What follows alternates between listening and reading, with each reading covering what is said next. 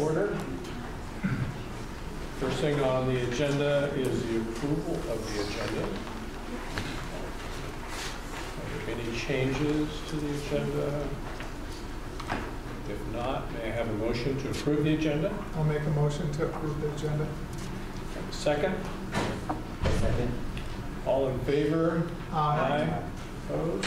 Motion passes for the agenda. We have no closed session tonight. So item 4, we'll do the flag salute. So tonight we have Catherine Condon. Welcome.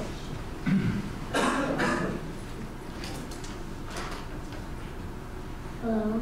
Hello. How are you? Good, how are you? Good. So you tell us what to do and we'll do it. You stand for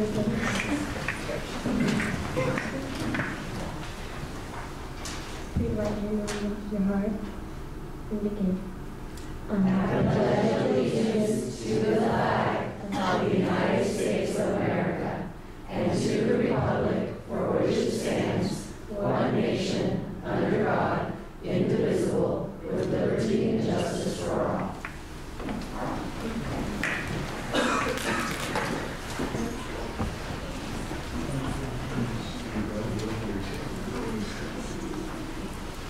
How are you? Good.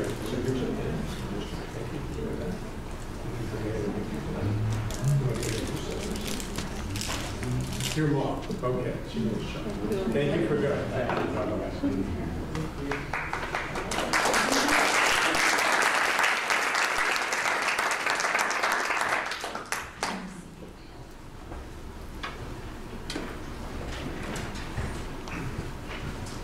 Okay, item 5, we have no presentations, so public comment, item number 6, item 1. So Debbie LeBoy.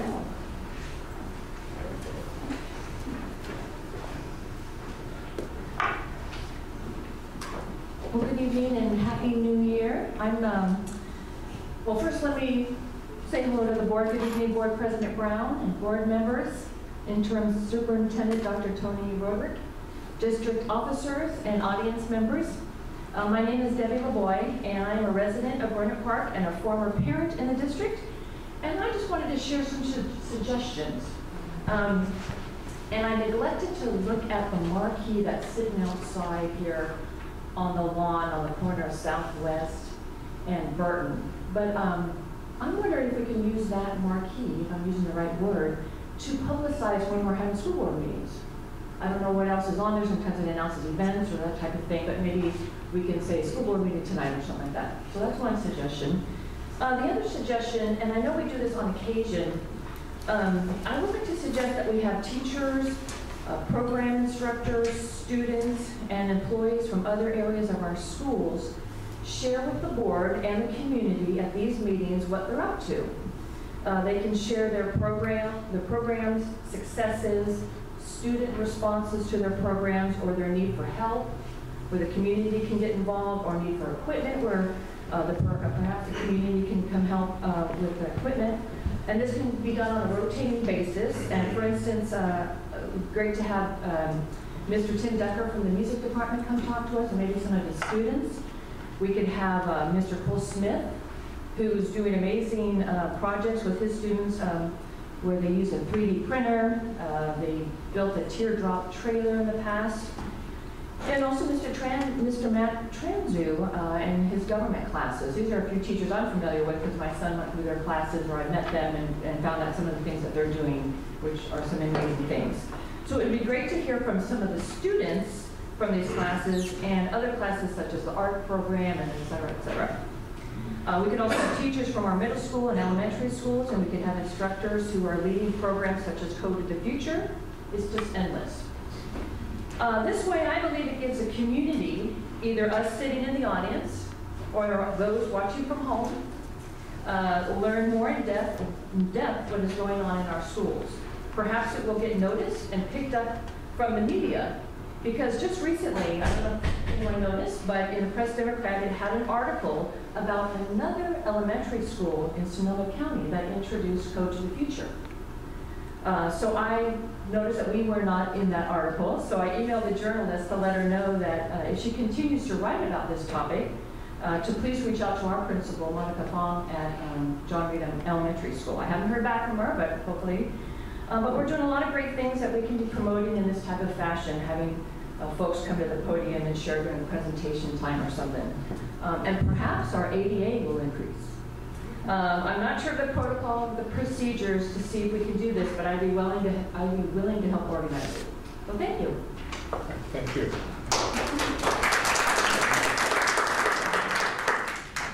So, Saturday student board member reports. So, Cara, first. This time. Good evening, everyone. I hope everyone had a wonderful break and is excited for the new year. I think I've almost accidentally written 2018 on every single one of my papers, so maybe maybe my New Year's resolution should be getting the date right at least once before I graduate. But before break last year, it's still weird saying last year, the seniors had their annual Kappa night. It's sort of a top secret to keep the younger grades surprised, so I can't tell you much. But it was definitely quite the immersive experience. We got to see what it would be like to be an engineer on a project that had gone wrong and perform a root cause analysis to solve the problem. Tech High is known for science and engineering, and this night really demonstrates that by providing a hands-on experience. Our community service club, Interact, helped the Rotary Club of Cotati in Rohnert Park with their annual holiday gift wrapping and delivery. One weekend in December, everyone meets to wrap gifts that were donated for different families in need. You get a list of the children in a specific family and get to pick out what gifts to give each child. The next weekend, with the help of the police and fire department, we go to the different houses and deliver the gifts directly to the families. Each group has a Santa that goes with them, so seeing the looks on the children's faces when Santa comes in with a sack full of gifts for them warms the heart of the club members as well as the families. Helping to directly improve the lives of members of our local community is a large part of what Interact is all about, and this event truly captures that. Whenever we have a Spirit Week, ASB counts the amount of students who dress up per class. Since the semester just ended, we got the final percentages for the whole semester. The winner of the first semester by 1% was the junior class. And they were behind pretty much the entire semester, but took it back with a significant win in the final Spirit Week. Today, the junior class got donuts for their victory. Points for the new semester have been reset, so it's now anyone's game. Our medical club just had a bake sale at Oliver's, and their goal is to raise enough money to go to the Buck Institute. All of the members are interested in studying the aging process, and the Buck Institute provides the best information on this topic. ASB is currently working on many upcoming projects. We are planning on having a winter dance on February 15th at the Doubletree Hotel. The theme is fire and ice, so hopefully our attendees roar with laughter and don't get cold feet.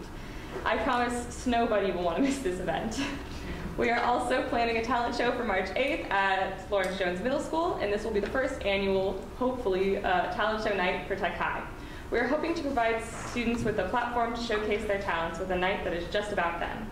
We are currently gathering all the talent we can find, so the night will be truly spectacular, and we would love for all of the board members to attend so they can see some of Tech High students' hidden talents. And ASB elections are also coming up soon. Students can run for one of the 3 rep positions per grade, or if they have a year of experience in the class, can run for a cabinet position, which are president, vice president, secretary, treasurer, and public relations officer. Campaigns run from February 14th to the 21st, and those running for reps will give speeches to their respective classes, while those running for cabinet positions will submit a video to be played during academic support and clubs period for the whole school to see.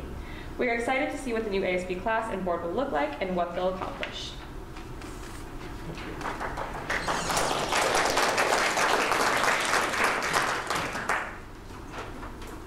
Thank you. I'm Amelia Torres from Rancho Cotati High School. Students and staff have returned from winter break and have begun the spring semester. The senior class gained the most Spirit points last semester by donating canned food, participating in blood drives, and dressing up for Spirit Days, so they were rewarded with pizza, cookies, and games in the quad at lunch last Friday. Spring sports are off to a fantastic start, with the boys varsity basketball team thriving and currently holding their best record since 2011. The girls basketball team is also doing incredibly well and is in the midst of their best season in history. Girls soccer has won all of their league games, and boys soccer is practicing harder than ever to try to get their first win this season. Boys wrestling is also first in their league. This Thursday and Friday, Technology Middle School and Lawrence Jones Middle School will be visiting us at Rancho, learning more about classes, school spirit, athletic opportunities, and the school's layout. The day's events will be led by Link Crew, which is a club on campus organized to make incoming freshmen feel more acclimated to the larger environment. Everyone on campus is anticipating the opening of the Taiga building in March, and the associated student body is excited to announce that they will be throwing their first ever ASB dance in the gymnasium, which will include ASB classes from different high schools throughout the state. ASB is also preparing for Unity Week, which is a week-long series of presentations celebrating different cultures and walks of life. Unity Week will be taking place February 12th to the 15th. Dr. Gansler, our principal, has introduced teachers and staff to a new academic program called Freshman Pathways, which will be implemented next school year. There are 5 different pathways, each geared towards a different student's interest, where they can learn around like-minded individuals. These pathways include drama production, film, careers in sports, computer science, and biomedical science. The main goal of the implementation of this program is to give freshmen the opportunity to explore different career paths and further improve our educational services. I hope you all are having a wonderful year. Thank you.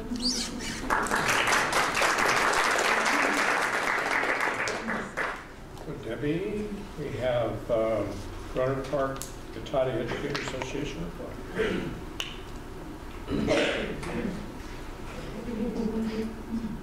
One of our great teachers right here. Good evening, President Brown, members of the Board of Trustees, Superintendent Rohrich, and student board representatives. Thank you to President Brown for meeting with Carly Harp and me during our holiday break.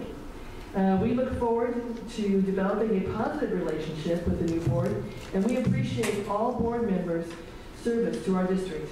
We also want to invite you into our classrooms so that you may see firsthand the amazing educators we have here at CRPUSD. There's one right there. We are excited for the completion of the TAG building and want to thank Josh Savage for his work with Wright Construction and all the trades needed for this amazing building. As we head into the new year, our teachers and specialists continue to create learning opportunities that meet the educational as well as the emotional needs of every student in our classroom, school, and district. I want to take this moment to thank my colleagues for the truly inspirational work that they perform on a daily basis. There is no greater service than working with children to help them achieve their dreams and goals. We are also working hard to showcase each of our schools to attract new students. We offer everything from project-based learning, expeditionary learning, Code to the Future, and advanced placement courses that support students with special needs. Our teaching and programs are designed to help all students succeed. We want to highlight a couple of our outstanding teachers this evening. A first grade teacher, Carrie Beard, from Monte Vista, organized a pajama and book drive to donate to students from Paradise who lost their school and homes. She drove out in a rainstorm with her dad and a trailer full of pajamas and books and brought them to a school's principal who lost their school during the fire. She organized 250 packages of books and pajamas, all by size and gender, on tables for the students to come by and pick up. Amazing. Thank you, Carrie. Thank you.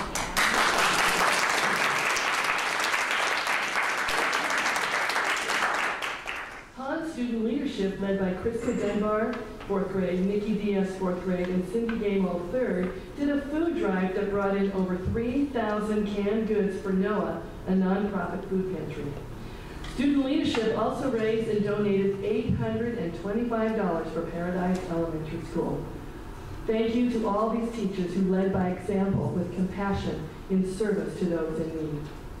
The next teacher I would like to recognize is Michael Nolan. Michael has been teaching and implementing mindfulness in his classroom, with the football team, through a mindfulness club, and is now teaching teachers about mindfulness. He is here to explain more about his passion for mindfulness and compassion.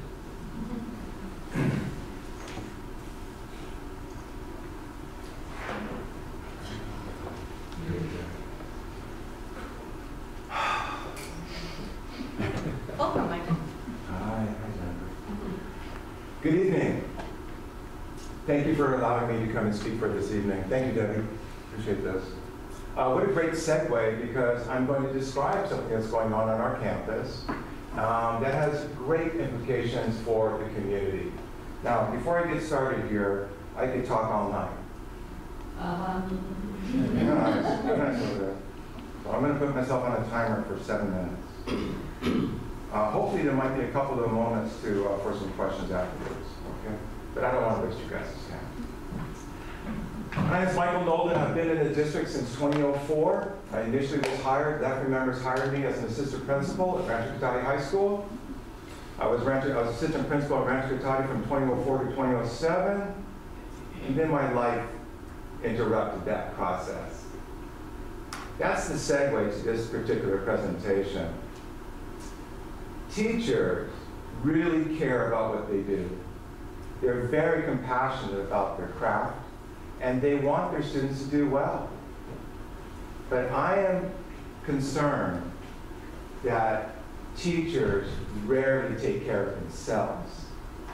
And so the premise of my talk this evening and my current research is to provide the tools and resources for teachers that they can have their self-care and that they can be the best people that they can be in the classroom.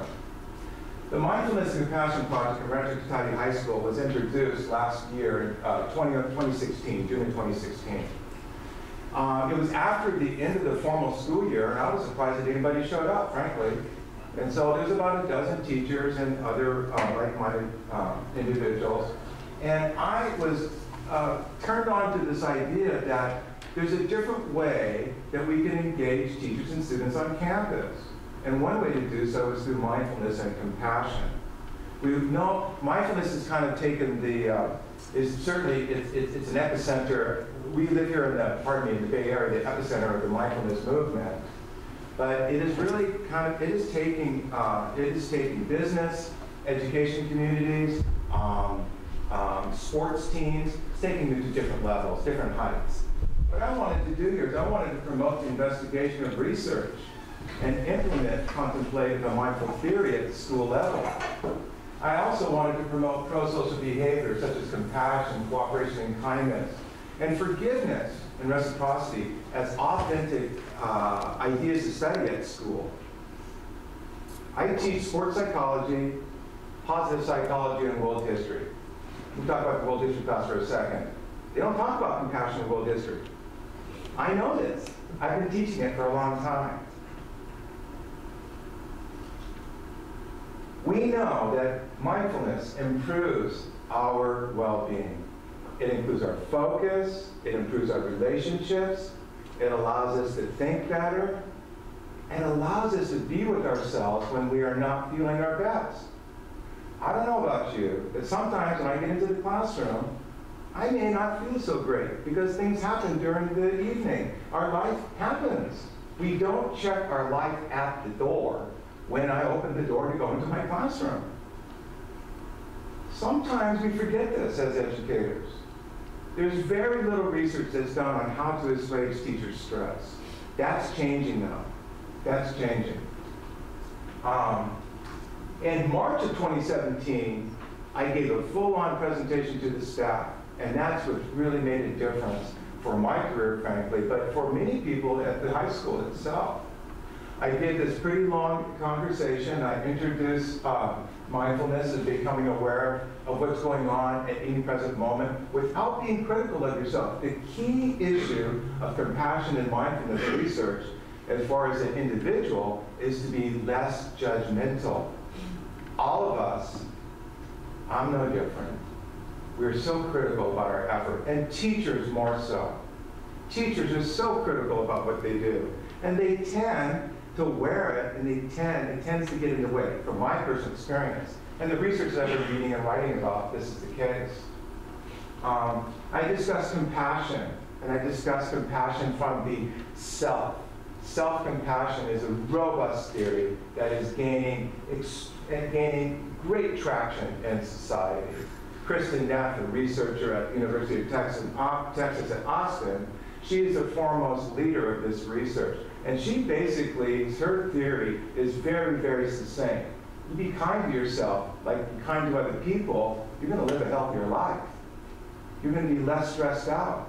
People are going to interact with you better. You're going to have, things are going to be better. So, mindfulness, I want to go back. At that meeting, this is the key. Debbie pointed this out about the football team. Some of you have heard about the mindfulness going on the football team. I know the high school students know about that. In fact, my wife goes to the game sometimes, and she heard one night, she goes, oh yeah, that's the mindfulness coach. It's like, ay, ay, ay. So, Gary Cotati, I cannot speak enough and how highly I respect this young man. Gary Cotati, the football coach at our high school. He took over from the legendary coach, Ed Conroy.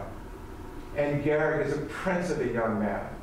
After my talk, he come up to me and goes, hey, my name's Gary. And I barely knew who he was. This is his first year there. Or he had been splitting some assignments. I didn't know him too well. He goes, I want you to be a part of the football team. I said, what? He says, no, I think this is what we need. And so for the last couple of years, I've been working with the football team and teaching them meditation skills. And whether or not it puts points on the board, that's not the point. The point is that they are emotionally balanced to handle when points don't go on the board. What happens afterwards? Maybe they don't win the game. We still have to get up. The sun also rises. Anyway, I just wanted to make a big shout out to Gary. He's a beautiful young man. And I wouldn't be here right now, I don't think, if he didn't give me that support. So, at that particular time, that March 2017 meeting, I had this idea to teach teachers mindfulness skills and then to research it. And the question, what would our classrooms look like if, in fact, teachers had a mindfulness practice? Okay? Oh, shoot, I'm at 7 minutes. Can I go? You can go. Okay, thanks. Okay, so I have this question. What would the classrooms look like? Because the secondary literature is telling us that when teachers have a mindfulness practice, their classrooms look a little different. And I began to notice it my own. The 2016 year, I started introducing meditation to my class in my senior group. And one of the students told me, she said, man, I need this every day. I got to set my attention 6 times a day. That's when we had a 6-period schedule, 6 classes. I was like, oh God, from the words of children, basically, is this really robust theory. So I began to think that this is really some traction to it. So that leads us to right now. Pardon me, I forgot to give you this. Sorry. Several of the teachers here will know that I submitted this brochure to the teachers in the district to support the mindfulness initiative here on at the district.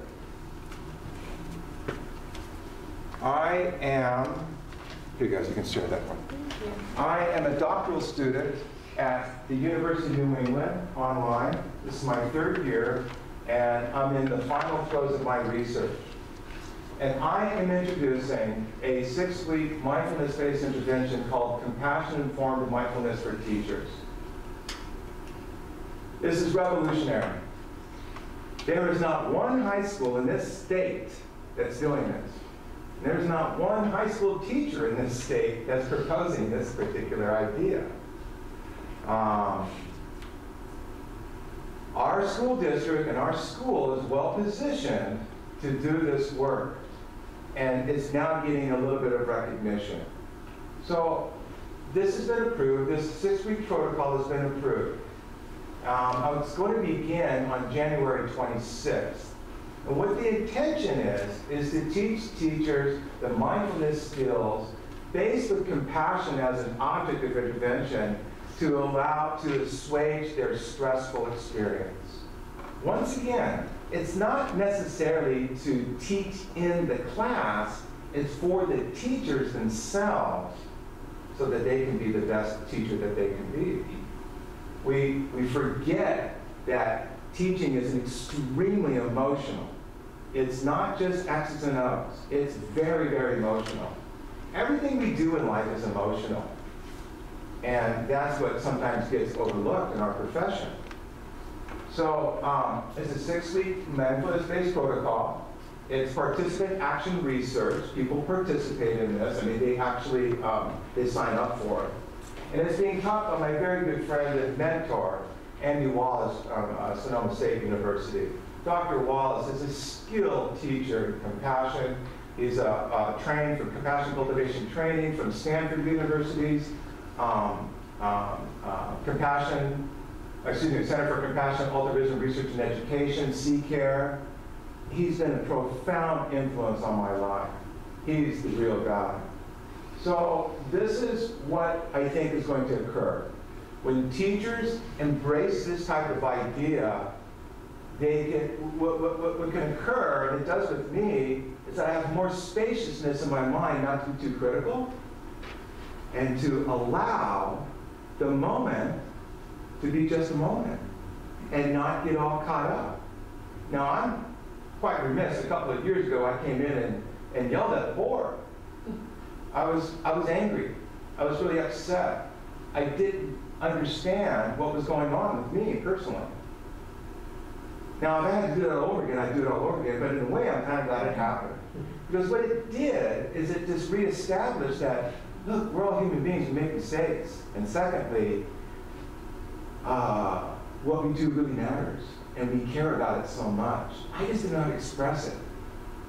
I just didn't know how to express it. The following month, though, I came back and apologized very, really heartfelt.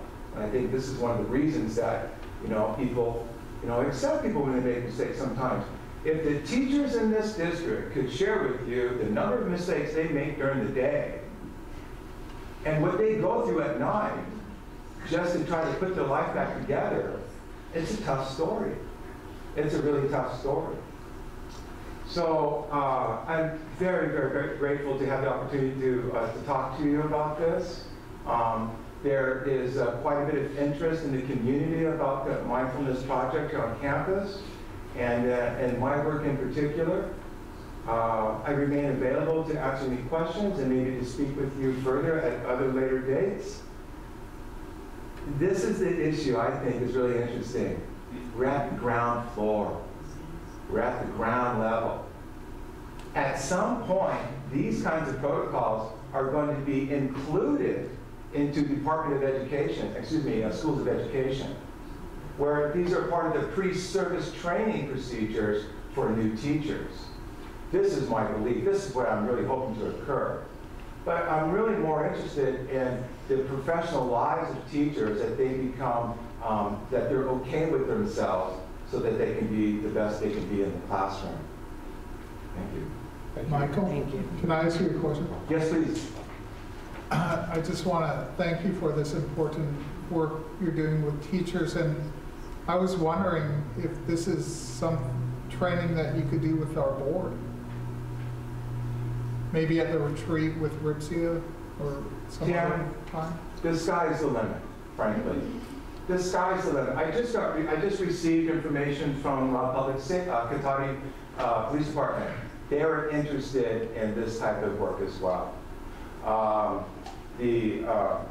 Obviously, the sports teams are interested in this work for sure, and there's a lot of interest for the teachers. So Tim, I'd love to be doing it. In fact, what I'd like to see happen sometime, I really think this is true. It's not necessary to teach the students mindfulness or compassion, I don't think. We want to teach them pro-social behaviors and skills. We want to teach the teachers so they model these appropriate behaviors. That's the issue. Young boys and girls, as they grow up, where do they get their modeling from? From the adults close to them. Who do they trust the most? Their teachers. Their teachers. But we're just human beings. We make mistakes. I remember when I was a young teacher, my goodness, really, huh? I mean, come on, when we're young people, man, we make mistakes. I'm more mindful about those issues now, and it's a little bit different. So I like to teach the young teachers as well, too. So it's at your pleasure, frankly. It's at your pleasure. Thank you. Thank you.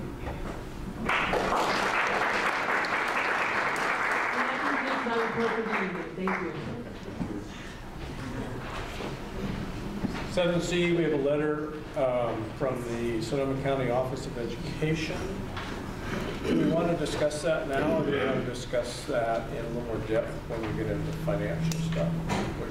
I think that it would be better and more aligned when we get into the budget committee conversation. It's, okay. really a letter confirming our first interim report and our financial situation that we'll be talking about a little bit more in more detail.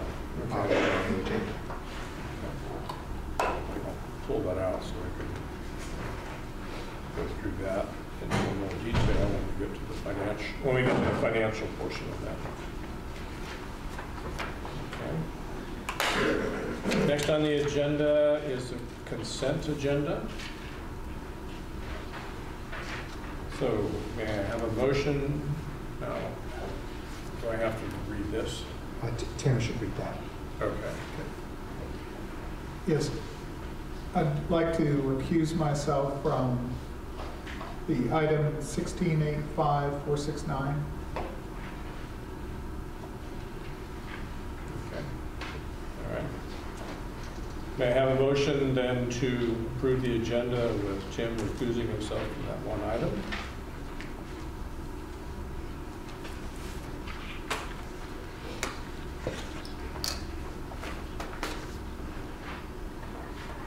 I'll make a motion. Thank you.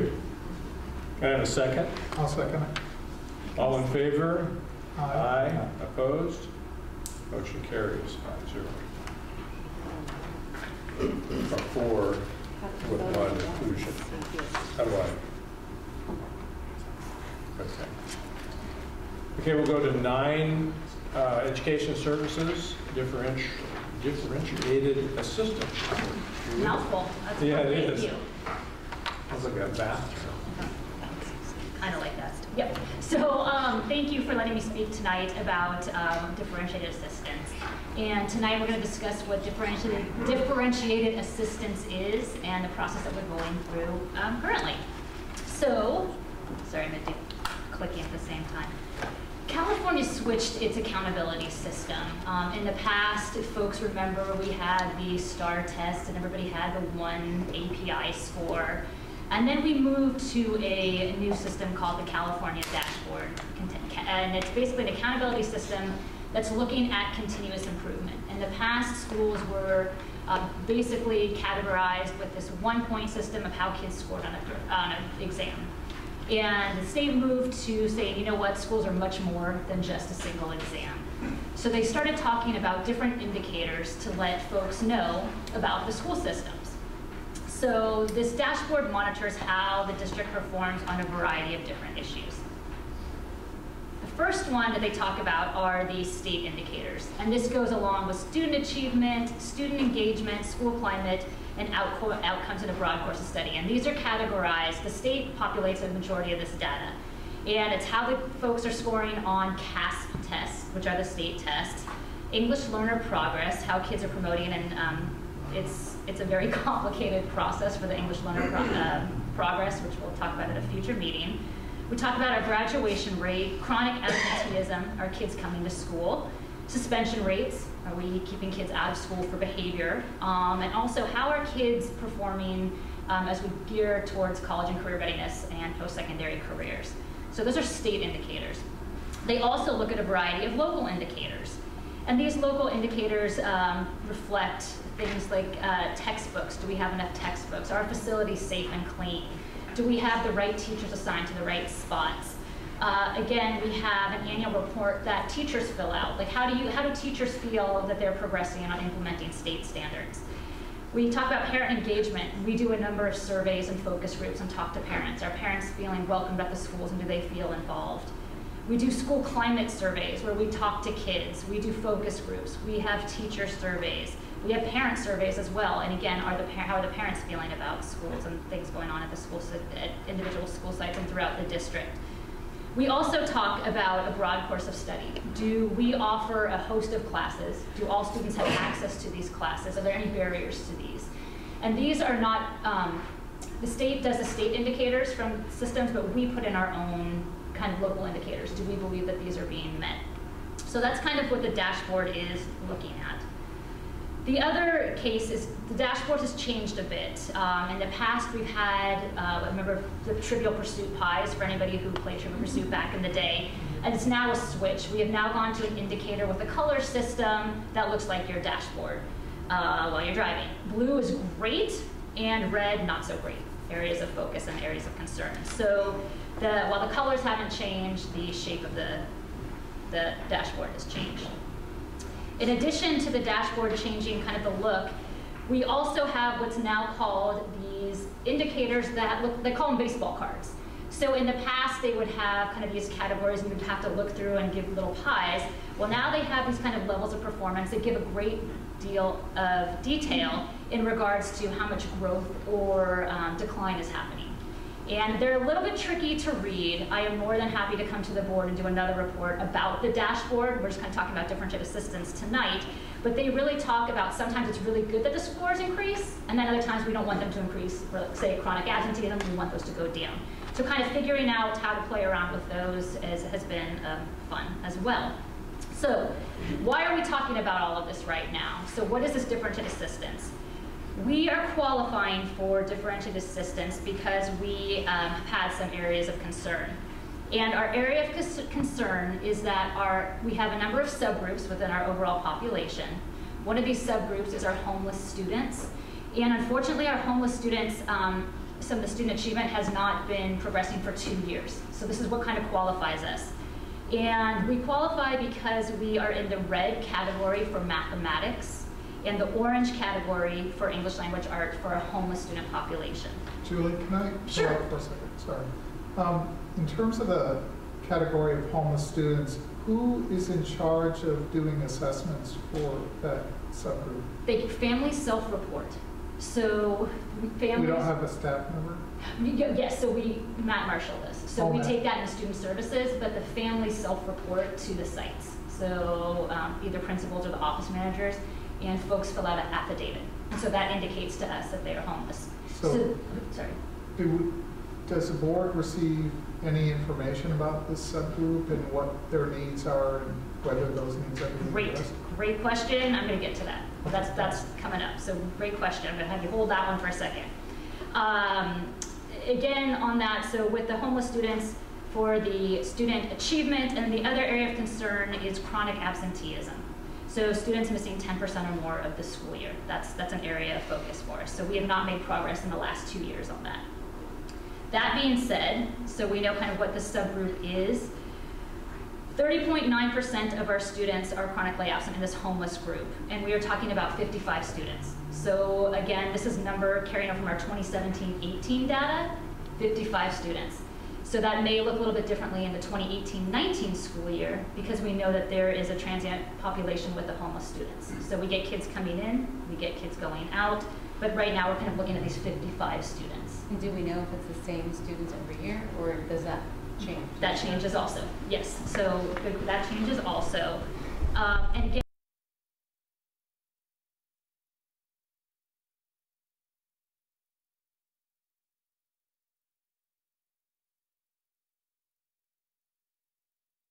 %, on that, and the number of students who take the test in this 55 category is 26, that being because kids in TK through 2 don't test, nor do the 9th or 11th graders, 9th or 10th graders, excuse me. So we're looking at 3rd through 8th and 11th graders taking that test. That's why there's a disparity in those numbers. Okay, so basically, so now what? What are our next steps? What does this differentiated assistance all mean? And again, the kind of the framework with differentiated assistance is more of a positive outlook. In the past, I think folks might have heard of program improvement, and this is kind of replacing program improvement. So what we do in this differentiated assistance is basically a tailored system of support that school districts will receive from our county office of education. And so what's happening and what's kind of going to continue through the spring is we are creating a team, a committee, to work to help try and figure out how to support our homeless students. And again, while we are supporting our homeless students, we know we're going to support all students. So we're kind of creating a committee to work on that. Do the teachers know who their homeless students are, or is it all confidential? Teachers should know. It is a confidential issue, and teachers can support students. A lot of times, we want to make sure the teachers, not a lot of times, we want to make sure teachers know who the students are to make sure we can, again, wrap around all the services that we provide. Julie, just following up on what Jennifer said, if it's self-report, I'm assuming the number's higher we just don't know about some. Correct. Yes, we have that same assumption as well. Yes. Okay. And so, kind of in the past, the accountability system was called, as I mentioned previously, program improvement. And program improvement was a very compliance-based program where you had outsiders coming in, kind of working with teams and being very prescriptive about what you were going to do. This is a very different process. So with differentiated assistance, it is really our team looking at our data, going through creating lots of dialogue about how to best support students. And in that, it's kind of through this process, which is very detailed, and we had a great opportunity to experience the first day today.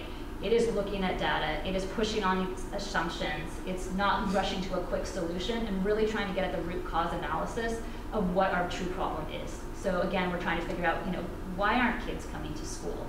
Why are kids not performing well on math and on English? And well, maybe there's a correlation. If you're not in school, you're not learning. So things along this line. Here's what are we going to kind of figure out through this process. So we will work together to really look at this problem, and we're trying to understand what it is. And how do we, as a team, really pour resources and all the brain power that exists out there to help kids get to school and improve their test scores, improve their experience at school. We are going to come up with recommendations. We will test these recommendations. We are going to try and use the LCAP as a means to help support students through this process. So if we need to submit some financial resources to this, we'll detail that in the LCAP. And that we're really going to keep looking to see if what we're doing is correct. One of the examples that they gave us in terms of supporting homeless students was just kind of a real quick, what's an easy way if kids aren't getting to school? One school district spent tons of money saying, let's provide transportation for homeless students. So they spent all this money trying to get buses for kids, and having their population after they did this money and they started collecting evidence, they realized that only one of the homeless students was using the bus system that they had spent hundreds of thousands of dollars on. So they're saying, don't be quick to say, oh, here's what the quick solution is. Really go through to understand the root cause problem. So that's what we're really going to try and do. And kind of here is the process real quickly of how we're working for differentiated assistance. We had an onboarding day, so we got to go to SCO and kind of hear what the process was going to be and what was going to be required of us. We had a quick meeting in December to say, here's kind of what the focus of this meeting will be, and is everybody in? So we have a great team. We've got some teachers, we've got folks on board, and some administrators who are really passionate about this subject and want to help. Today we had our first day of looking at our data. We were at SCO from 8:30 to 3, and really pushed each other and tried to hear from other districts as well, because we're not the only district in this, and trying to hear what other folks are dealing with. We have been given a great task of developing a communication plan to explain to teachers and to families what differentiated assistance is and how we're going to try and tackle the problems that we face. We meet again in February on Valentine's Day. Great day to have another meeting. Sorry for my teachers who are outside of your classroom. I apologize. On Valentine's Day, we're going to really look at some of the data that we're gathering and see what we can kind of figure out from that. We will meet again on the 28th to kind of create a list of recommendations. Meanwhile, we'll have coaching support from SCO to, again, push us in our thinking. And the committee will make recommendations for the LCAP, which will be brought to the LCAP committee to discuss further and look at more data. So that's kind of the process that's happening right now. And then in terms of, we want to show growth in the so hopefully we'll have some growth in this year, and then we'll move forward in the 2019 and 20 school year as well to see if what we're doing is having an impact on, again, getting kids to school and increasing student achievement. And then again, with that, I understand there's going to be a lot of questions, and we have a lot of questions too, as this is the first time we are going through this process. So I will keep everybody up to date. That being said, I do want to say something about our dashboard data, and I encourage everybody to look at it and play around with it for a little bit. But there is a gross error on our California dashboard. So our data is incorrect for our graduation rate, which is skewing our scores. So they're saying that the state is reporting that our graduation rate is around 76%. It is at 94%. I have indicated that on the dashboard. It's a narrative underneath, but folks need to know that. There was a data error, and unfortunately the CDE and CalPADS won't fix that error for us. So that's just kind of a gross issue We are not at a 76% graduation rate. So just want to make sure folks know that. And then again, at the January 28th LCAP committee meeting, we'll be going into great detail looking at the data and talking about that. So, and then Tim, if I can answer your question, we are really going to use a lot of the folks, the teachers on the ground, to figure out if our systems aren't working for homeless kids. So that we're going to spend a lot of time looking at what we do, and if there's gaps, how to address those gaps. Julie, I have a question. Sure. So is there any training for teachers to help identify students that haven't self-identified? So that would be a great thing. And that would be one of the things that we can look at and say, hey, you guys, we know, and we had a conversation with one of the teachers today, and she said, you know, well, I know some kids came to me, and I said, great, well, did you share that information with the principal or with the office staff? And so that was a point, like, okay, maybe, you know what, there's a gap, there's an issue we need to have so we can identify these kids. Great. Any other questions? I would assume that, well, I shouldn't assume, but the students that come to us homeless might be somewhat transient, either here or not here, or going to other districts. Correct. It'd be interesting to know how long a student stays in trends that way. Right, exactly.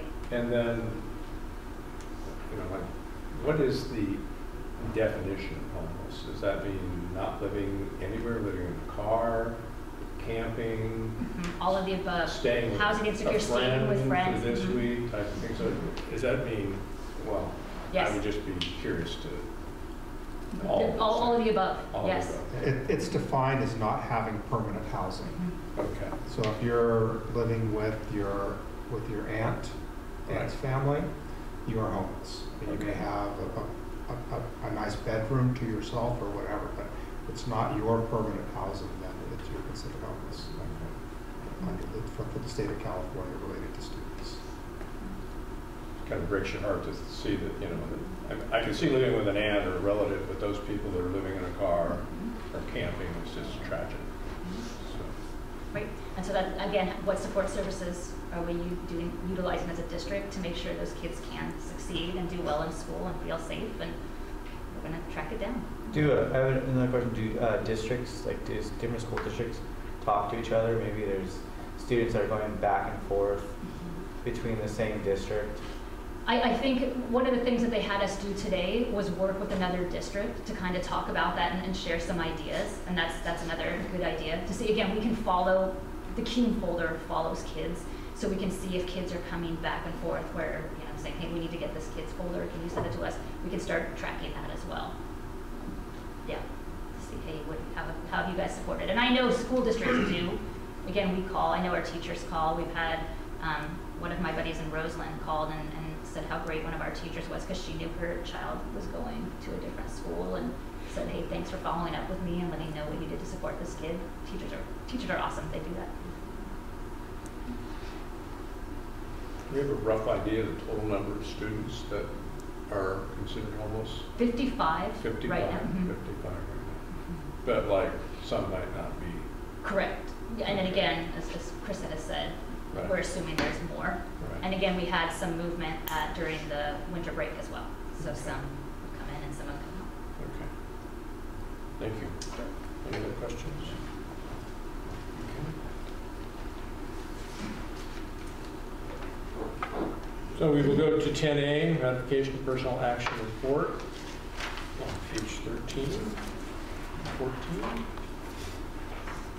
Any questions? I had a question. So number 4, who can explain what a PIP or STSB temporary certificate is? I have to print it. Should I just fill out? Yeah. So STSP is a short-term, oh, wait a second, short-term staff and then a provisional internship. Yeah, and then a provisional intern permit is the PIP. So short-term staff permit and provisional intern permit. These are temporary county certificates that are given to people that are not quite maybe in an intern program for the work that they're doing, you know, in the classroom, or they're about to go into an intern program. You know, some have like multiple subject credential, but now they want to teach a single subject, and they have enough units to allow them to get a temporary contract, a certificate from the county. So it's not quite intern, but it's close. So did we have a teacher leave in the middle of the year that we're replacing here? Is that what's happened here? And what's the subject? Is this math or? I have to look to see what you're referencing, so. Well, this item on here says that it's one or the other. It doesn't say which one. And the guidelines for that are pretty complicated. And what Emily Walters is on a PIP. On a PIP. Yes, and so she's currently working toward her credential. Yes, but she needs to get into an intern program for that specific credential. So there's the difference between the two is the testing that they have taken. So if they've taken CSETs, they go for a STIP. If they haven't taken the CSETs yet, they can take a PIP. So the PIPs typically need to be board approved. STIPs do not, but I do put them on here anyway. Okay. And what subject? I guess you'll get back to us with. So Emily, I believe It's language arts, and she teaches a drama. Thank you. elective. Yeah. Teaches, I'm sorry? A drama elective. Okay, drama. Yeah, and she's a former university or professor at Sonoma State University. Okay. Working with the North Coast teachers, the North Coast The School of beginning teacher Education. program. Yeah. But this is one full-time, so she's teaching drama for the whole. English and drama. She teaches 3 periods of English and 3 periods of drama. Okay, thank you. Okay. Answers my question. Any other questions? There's a statement on here that there was a verification done, and it's documented that due diligence, that you couldn't find someone certificated to do this. Has that all been done? Often. Basically what, we post, and obviously we hope to get credentialed people coming in, but we don't. So we have to document that through the county office, and that's for the provision. And we do send them all the documentation. Okay. Thank you. Okay. Any other questions? If not, may I have a motion, please?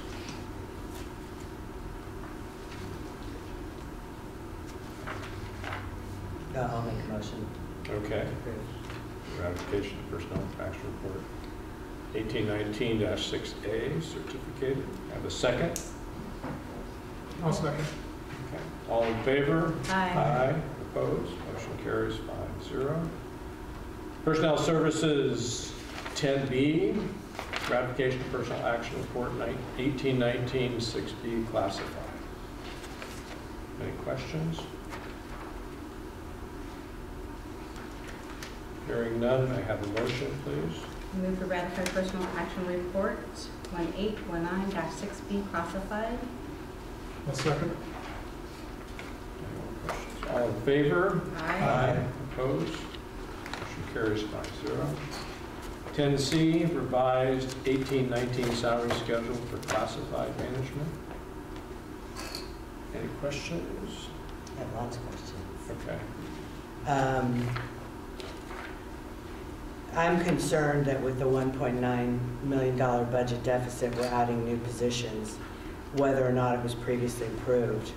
I know the statement on here that it doesn't have a fiscal impact on the budget. It does, because our budget is over budget. So I'm concerned about that, and I think that we should be holding off on creating any new positions until we have a better handle on what we're going to do in the budget committee.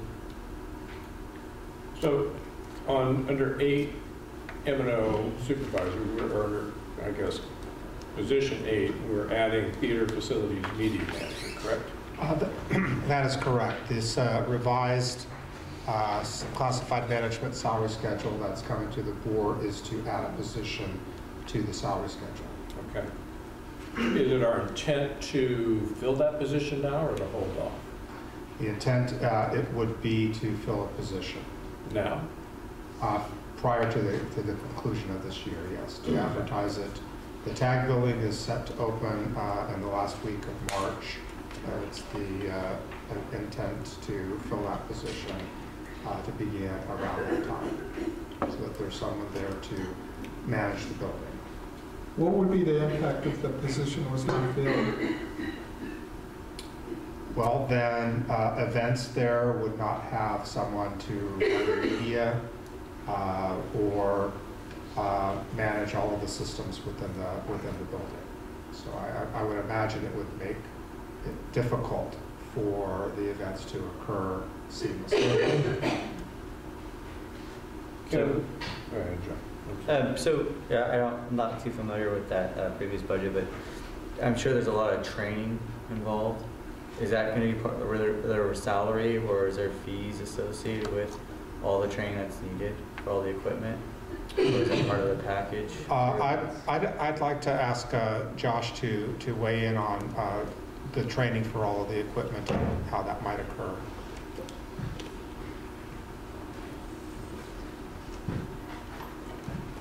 So I'm sorry to hear the question directly to you. Did you read it? So I'm guessing that with all the equipment, there's probably going to be a lot of training. And I'm just curious, is that a part of the person's salary, or is that an extra? And then also, whoever's doing the training, is that part of the purchase of the equipment, or is that an additional? So make sure I understand the question correctly. You're asking training for this position, for this person? Yes. For the building to open up. Yeah, so as we're going through doing closeout, part of the job, the subcontractors and consultants is to train staff on how to use everything in the building. So that's another reason why we want to get this position on now, so that that person's on the ground floor going through all the training, because they're going to be the expert on the building. So what happens if there's not a designate, we don't hire someone who would go through that training? We're going to record it. It would, myself, Rob from IT will bring staff on as well. So we would just all do it. I would like to know, what are the components of the TAG building? When I went through one of the tours, the architect says there's a lot of technical stuff here that's going to need somebody to do this. Too bad they didn't make it a smart building that does it all itself, type of thing. I would like to know, is it the scoreboard? Is it the production facilities for the theater arts? Other than those two things, I'd like to know what are the components that this person or the components to make that facility work on? Yeah, absolutely. And is it just for when we have athletic, either it's volleyball or basketball or wrestling? I don't know what other venues would be in there. And then for the theater type of thing too. I would like to know, what are the components? So the scoreboard is probably the easiest thing to operate in the building. That won't take a lot of training to do. So we have the theater, we have all the sound equipment in there. We have a video production room upstairs that is quite technical. We have building management system, EMS system. So all of those things are technical in nature that we wouldn't want, and we're spending a lot of money on them as well, so it's the things that we wouldn't necessarily want a lot of people messing with. That's how a lot of things end up missing or not working correctly when we need them. I don't see a job description for this position. Is there one? There is. Where would that be? I didn't see anything on the website, there's nothing included in the packet. Yeah, we have the job description. Can we get a copy of it? Yes, absolutely. Thank you.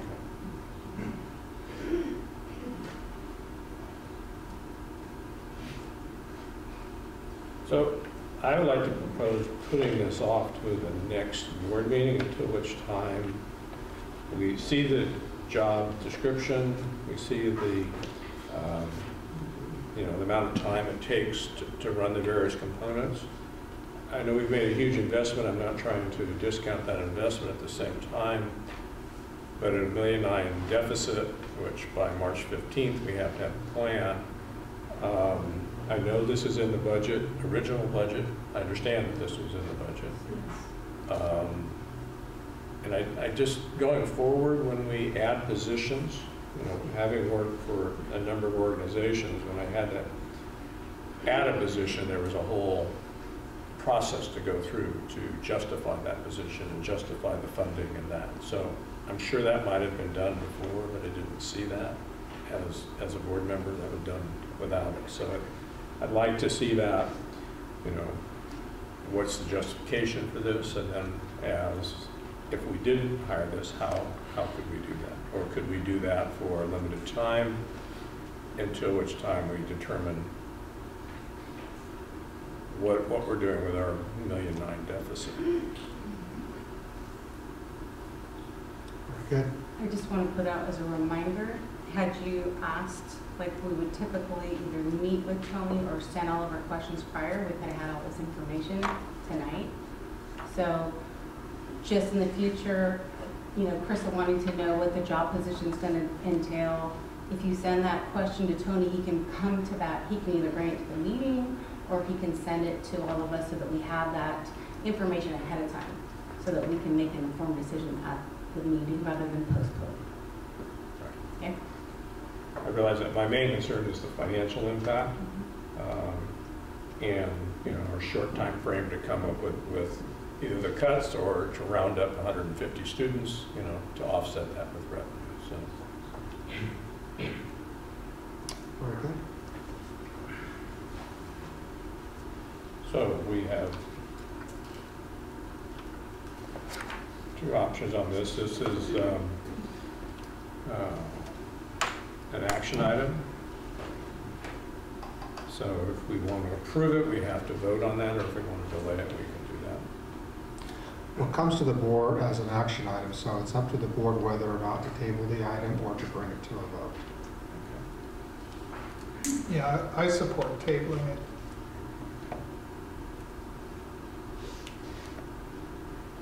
I support that also. So whether it will table it to get some more information. Thank you. Okay, 11A, Resolution 1819-9 regarding annual and 5-year accounting of developer fees for the fiscal year ending June 30th, 2018 for the Capital Facilities Fund. Okay, that one's mine. The item before you is basically, it is required by government code. It is something that we do every year, so you'll see this about the same time every year. The report does have not only the resolution, but the main part of it is the actual report itself. The report is basically broke down for last fiscal year, 2017-18. And it talks primarily about our Fund 25 is where we report the activities for our developer fees, the collection of and the expenditures of those funds. We have our beginning balance as of July 1st, 2017. It goes in there to show the revenues that have been collected during that time, including interest earned. It talks a little bit about the expenditures, where we did spend those dollars in that fund, and it gives us an ending balance. In addition to that, it does show our current year budget, the expenditure plan for 2018-19. That does reflect our current budget numbers. That's pretty much the meat of the report there. One part that isn't required annually, but it is required every 5 years, is that you kind of report out in the future. What are your plans? Where do you think you're going to spend your dollars? We include this report annually, even though it is only required every 5 years. I forgot my glasses. The number here at the bottom is 3.3 million? Yes.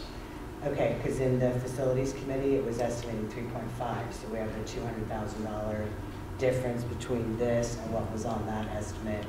Are you referring to developer fees? You're not referring to the bond? The bond statement that showed Series C, Series D, etc. It showed estimated developer fees 3.5. Okay. So that's a $200,000 shortfall. I'd have to go back and look at that report, but it is an estimate. Okay. These are actual numbers. I'm sorry, these are? Actual. These are actuals. The Okay. report was estimate.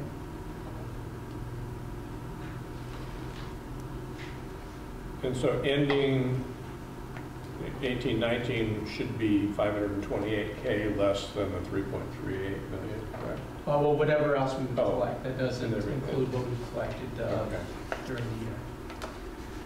Any forecast of what we think we'll collect? I don't have those numbers in front of me here yet, and that's always a hit and miss because we generally don't know when the developers are going to actually go in and pull the permits and pay the fees.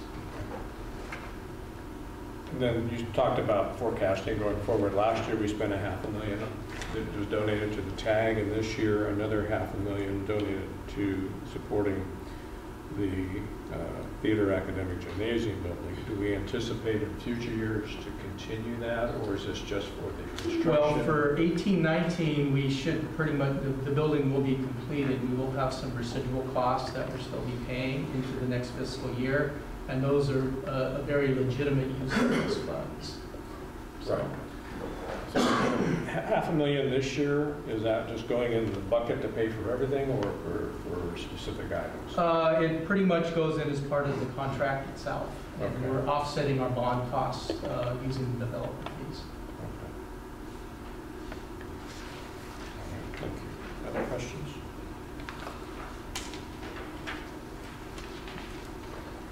If not, may I have a motion to approve Resolution 18-19-9 regarding annual and 5-year accounting of development fees for the fiscal year ending June 30th, 2018 in the Capital Facilities Fund?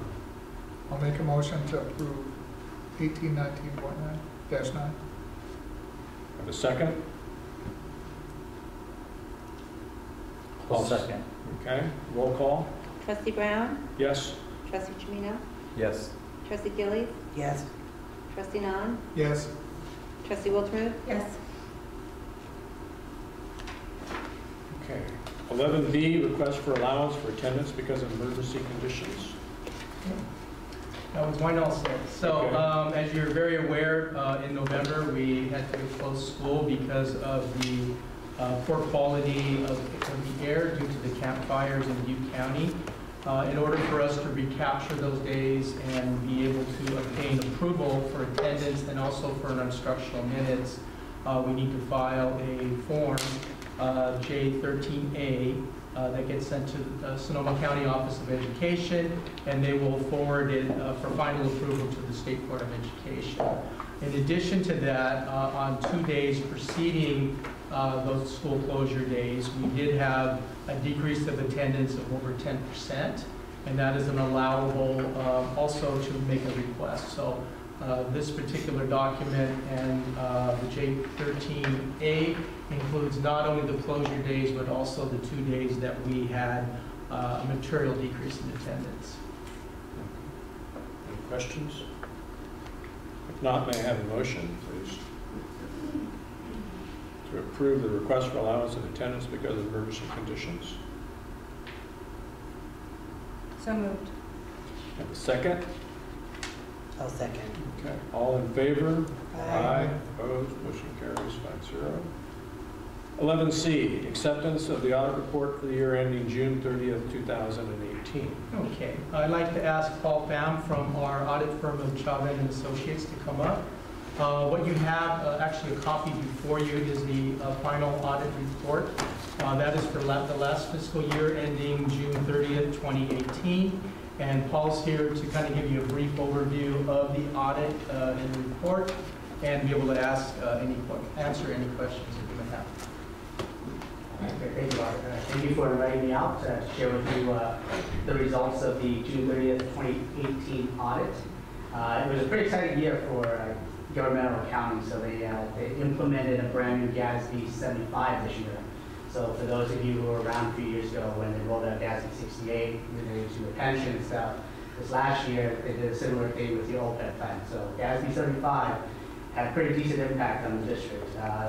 It replaces the old GASB 45, and the primary objective is to improve on accounting and financial reporting related to the other post-employment plans. And so one of the big things you'll see in the financials, if you have a chance to review, is that your net position decreased pretty substantially by $4.8 million. So currently the district is at a deficit net position of $24.7 million.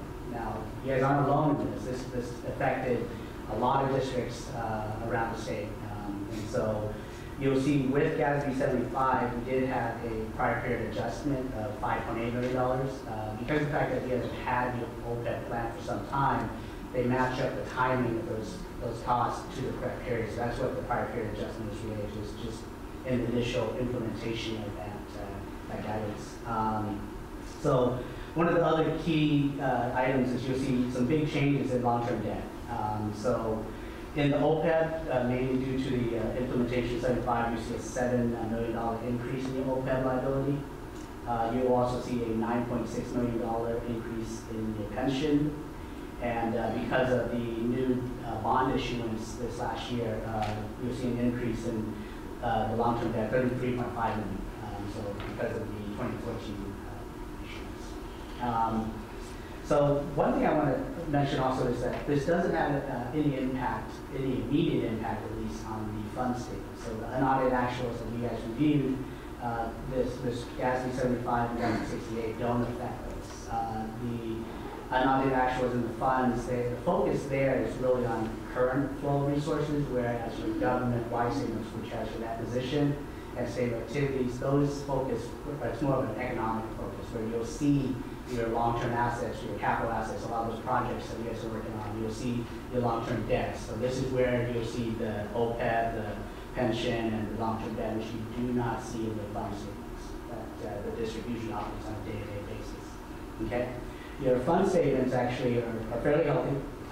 Even though this year the district did have an overall decrease in the fund balance of $1.8 million, that's mainly due to the building fund. The building fund spent down a lot of those bond proceeds with the projects you guys have going on.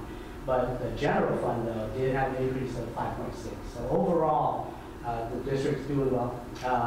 The general fund over the last 3 years has had a $1.4 million increase, and you guys have a 4.1% available reserve in the general fund.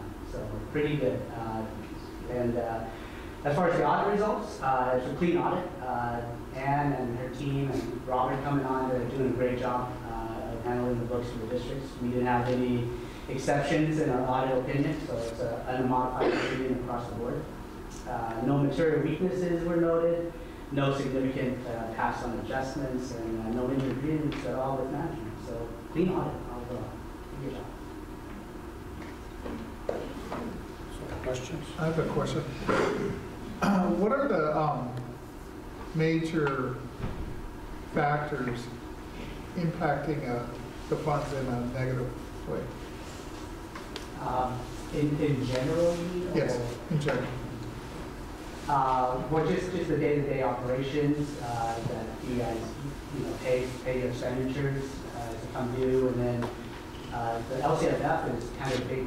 LCFF calculated in terms of how much you guys are getting in terms of funding, and that's driven a lot by your ADA. So those kind of the big major things that impact. You guys do have quite a bit of federal awards as well, but those are fairly consistent year over year. Like for example, the school lunch program that's based on meals served, those kinds of revenues are affected different ways. Local revenue-wise, property tax and whatnot, and those are based on assessments. I assume not included in your audit is any trend analysis showing that we had the LC, additional funding for that the last few years, and it's kind of topped out, so we're not going to see that growth. So you probably don't comment on that. Not specifically on the LCFF funding, but we do have a trend schedule in here. I could reference you to page 71 of the audit report that specifically focuses on just the general fund. So in the MD&A at the beginning, it does show year-over-year comparison. That's just a 2-year comparison. Whereas here you see 3 years versus trends, as well as a projection for 2019. When you did your projections, 2019, did you have our current enrollment shortfall in that or not? Yeah, these are actually the district's numbers. So these are based on the numbers that the district had budgeted. So these aren't numbers we generate. Yeah, so what we budgeted and what happened are two different things.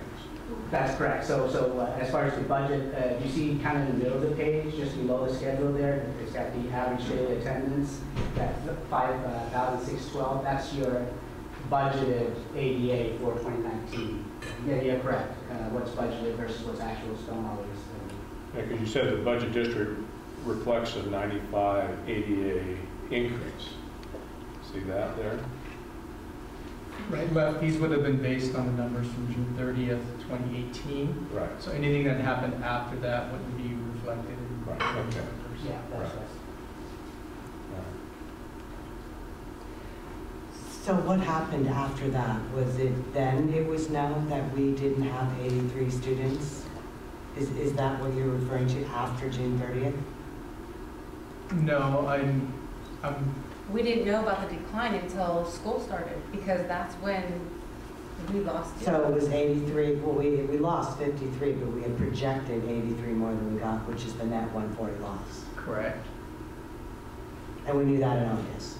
We did. No, we didn't know that in August. And remember, Krista, the deficit is only part of the things that had happened leading up to that. We not only had the drop in ADA, we also had a decrease in one-time funding. We also had an increase in special ed costs.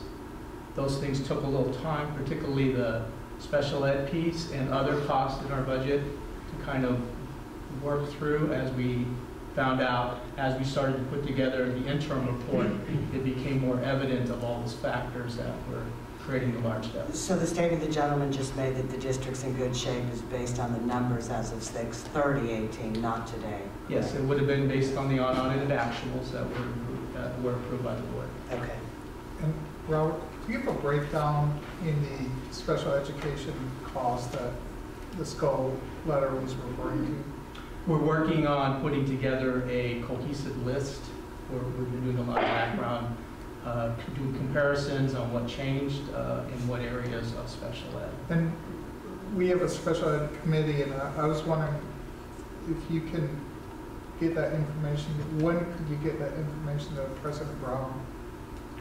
Well, we're not quite ready yet for it. We're going to be probably getting that finalized before we start into the budget committees. So approximately when would that information? When do you need it by? When is the committee meeting? Well, our first full committee meeting is February 6th. Yeah, we should have something. Okay, thank you. Any other questions on the audit report? So, thank you, and if not, may I have a motion to accept the audit report for the year ending June 30th, 2018? I'll make a motion to accept the audit report for the. Okay. Second? 1 second. All in favor? Aye. Opposed? Motion carries 5-0. Thank you. Thank you. 11D, approval of the guaranteed maximum price for Year 2 of the Technology High School conversion project.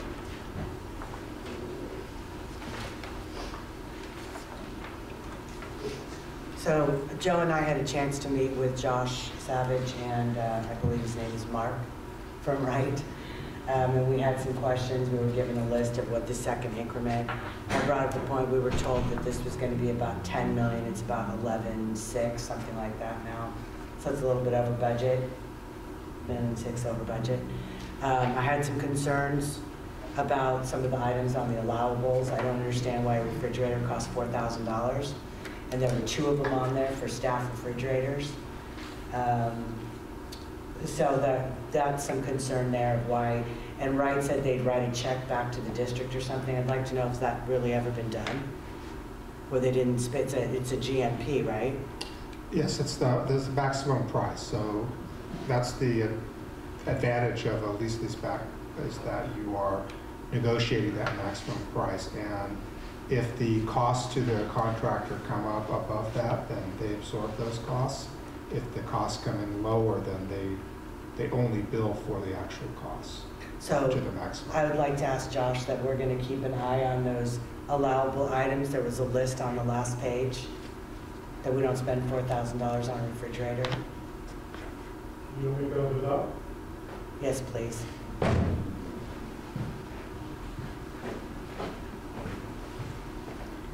Yeah, as I said during the facilities committee meeting, that's an estimate of what the costs are going to be, but yeah, we're very diligent about making sure that if I can get it cheaper and we can take care of it, we take care of it. I'll go pick one up at Home Depot for 700 Yeah, workers. I mean, sometimes there's a difference between commercial and what you get at Home Depot, but yeah, we're always very diligent about making sure that we get the best price for, best bang for our buck. So when we get to that point, can we be provided by you a list of what those actuals really were? On that allowable table on the back page? Yeah, that's part of the monthly bill that comes in. We go over it. So you'll update, I guess, right, we'll update that list that they gave us, that Excel spreadsheet? No, when they send the monthly bill, it'll identify anything that they purchased, like a refrigerator. Well, we never see those bills. So I will have no way of knowing, other than you telling me that the bill came and the refrigerator. Yeah, we'll make sure that we get it. Okay. So question, you know, I've been building fire stations and outfitting and things like that. When we put an item on there, say a refrigerator, $4,000, what's to prevent Wright from going and buying a $4,000 refrigerator when maybe only a $1,000 refrigerator is needed? Well, that's the beauty of the lease back, and that's the beauty of us all working together, that we've established a rapport and relationship, and we're all working for the same common goal of getting the best possible price for the district. So that's part of my job, is to oversee Wright Contracting to make sure that we're getting the best possible price.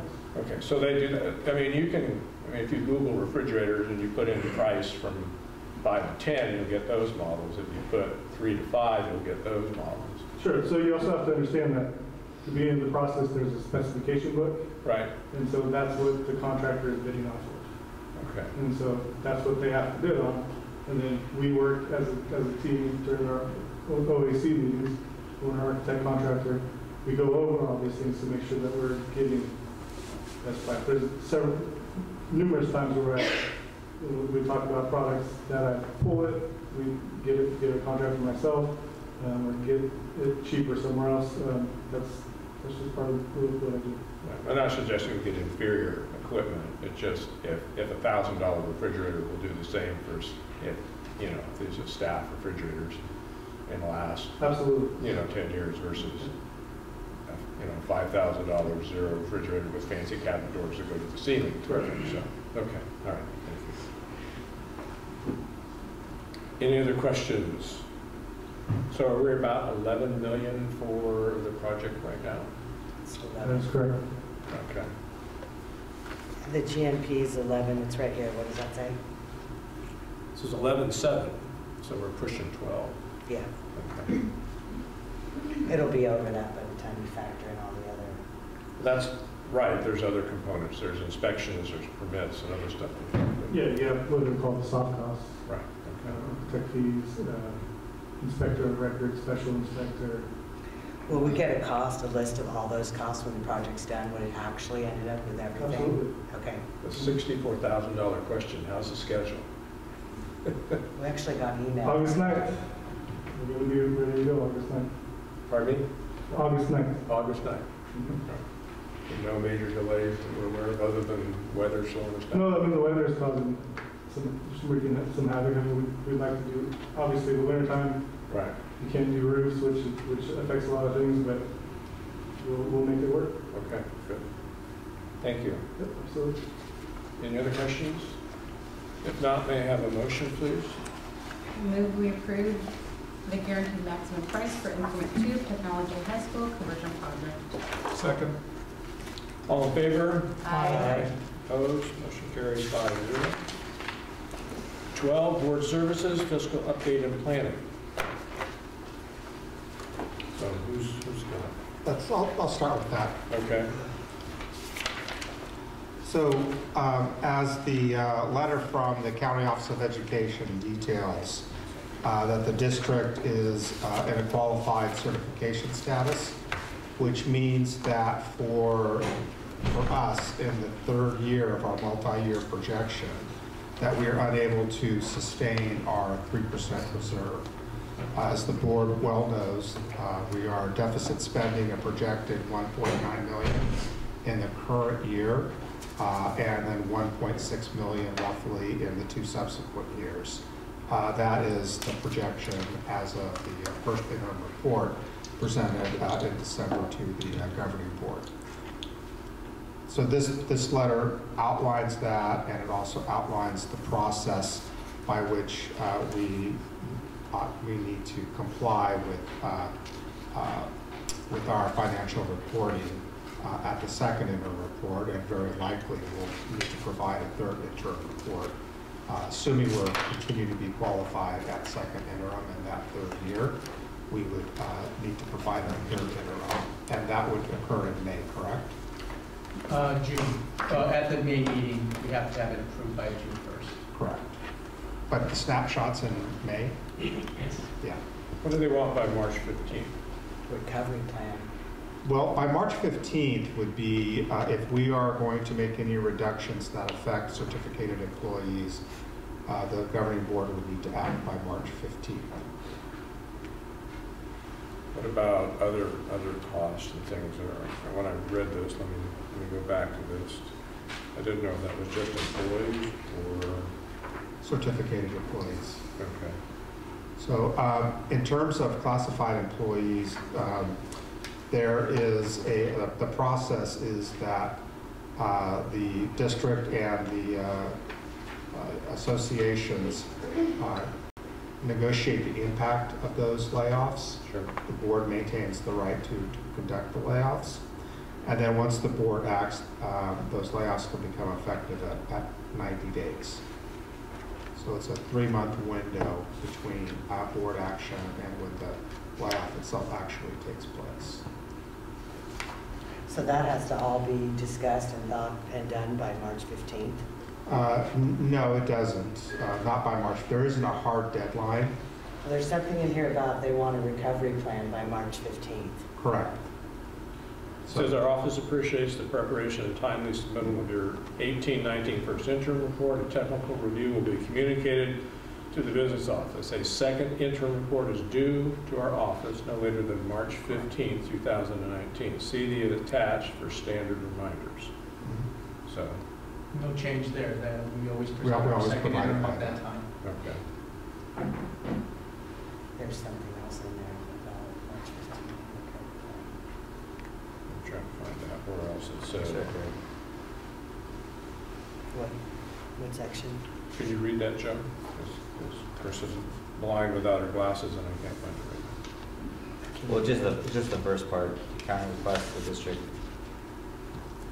to complete a board-approved fiscal recovery plan by March 15th in order to address the significant deficit spending. And then So that's separate from the interim? That is, yes. And then we offer the following observations and recommendations, as well as other specific actions required by second interim. So do we have a plan to complete that by March 15th? Yes, that would be, the plan is for the budget committee to have its process, which will be coming to the board prior to the March 15th deadline. Now, we're not having our first meeting scheduled for the 24th. And those first 3 meetings, 90-minute meetings, have language about developing an understanding of the budget process. Is there a way that you can get something out to the budget committee people prior to the meeting regarding the budget so that we can dig into the more useful items?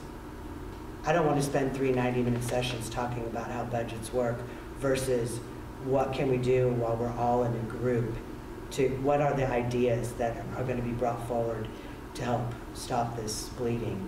Well, it's actually the first 2 meetings are focused on developing an understanding of the budget. The third meeting is designed to start putting up options. And what was the date of that third meeting?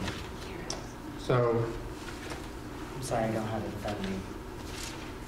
That would be the 21st of February. I mean, that is just so close. So how do we do that and develop a recovery plan to get to SCO by March 15th? I mean, we're talking 3 weeks at that point. Right. So a recovery plan is not, does not contain every specific item in which the board intends to enact. A recovery plan provides the county office with information on the district's process to reduce the budget. Now, there is a statement in here that they don't want ideas, they want actual items voted on by the board. Is that in regards to the recovery plan? That's correct. So it's not that you get to that point and then your hands are tied beyond that. So we develop our recovery plan. These are the actions, these are the areas in which we're going to make reductions. And then we also... or generate revenue. And or generate revenue. So, and I think the item basically is letting us know that we just can't put cuts in our multi-year projections. Any cuts that go in there need to be board approved. That's basically what that statement, what it's saying. Okay. Tony, just to pick up on what Krista said, is there any reason with those first 2 meetings that couldn't be put into materials that are sent to the budget committee members in advance of the first meeting, so the first meeting could get down to brass tacks? Well, we could do this any way that we choose to do it. This is designed in a way to build an understanding of the complexity of a school budget before people start taking action on it. So it's a little akin to really understanding, attempting in a very short period of time to build a collective understanding of how the budget works and the pressures on the budget before we start reducing it. Right. So I could see, accelerating that and just use the first meeting for that purpose. Yeah, because I understand that sometimes with a narrative, it's good to have questions and answers, but it seems like if the first 2 meetings are primarily a narrative to bring everybody up to speed, maybe that could be condensed. That's all I was saying. We can try that, Jim. I think we still need to go into that meeting and check the temperature of the group, the understanding, and to make sure that everyone has a good understanding. I've been here for a few years, so I have a little bit better understanding than maybe somebody that hasn't been or that doesn't work with this stuff. So I think those are good points on both sides, but everybody's on the same page. Yeah, everyone's on the same page, and then the time frame. I mean, we might have to insert another meeting between the 21st and the 15th of March if necessary. Absolutely. Yeah. I mean, this is a proposed timeline, assuming that we are an efficient group and work efficiently. So what I'm hearing is that we would fold in the items that were intended for January 24th and February 7th into one meeting. If that works.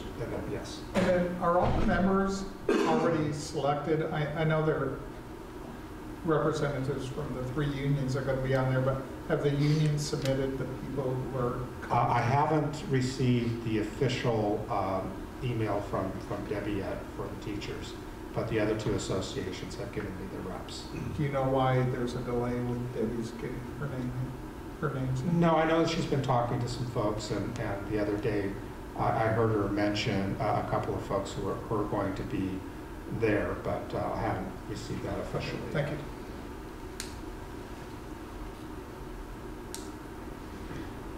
So getting back to the Budget Committee overview, it's our intent to build an understanding of statewide how schools how funding comes to schools, and to develop an understanding of our budget.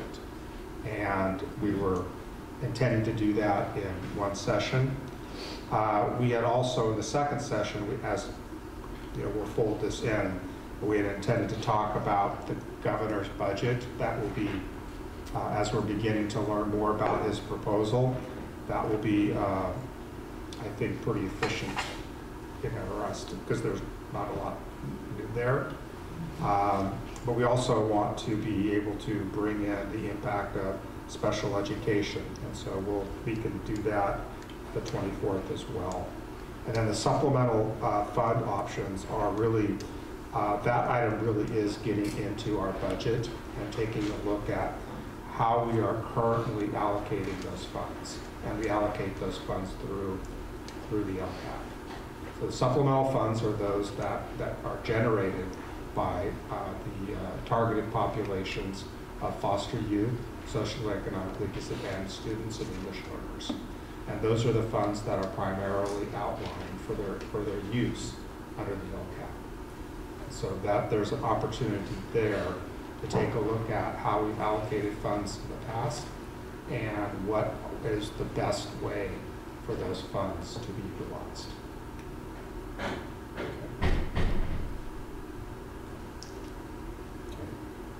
Other information or questions?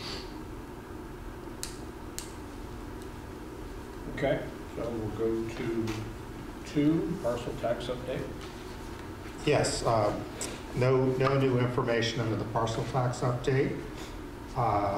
We do have, under the bond authorization update, just to confirm to the trustees that on December 13th, we received the full amount of $26,400 from Series C that are now in our accounts. Excuse me.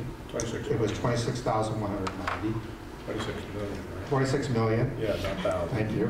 26,000 won't do. That won't do. 26,190,000. That was less the 210,000 for the cost of issuance.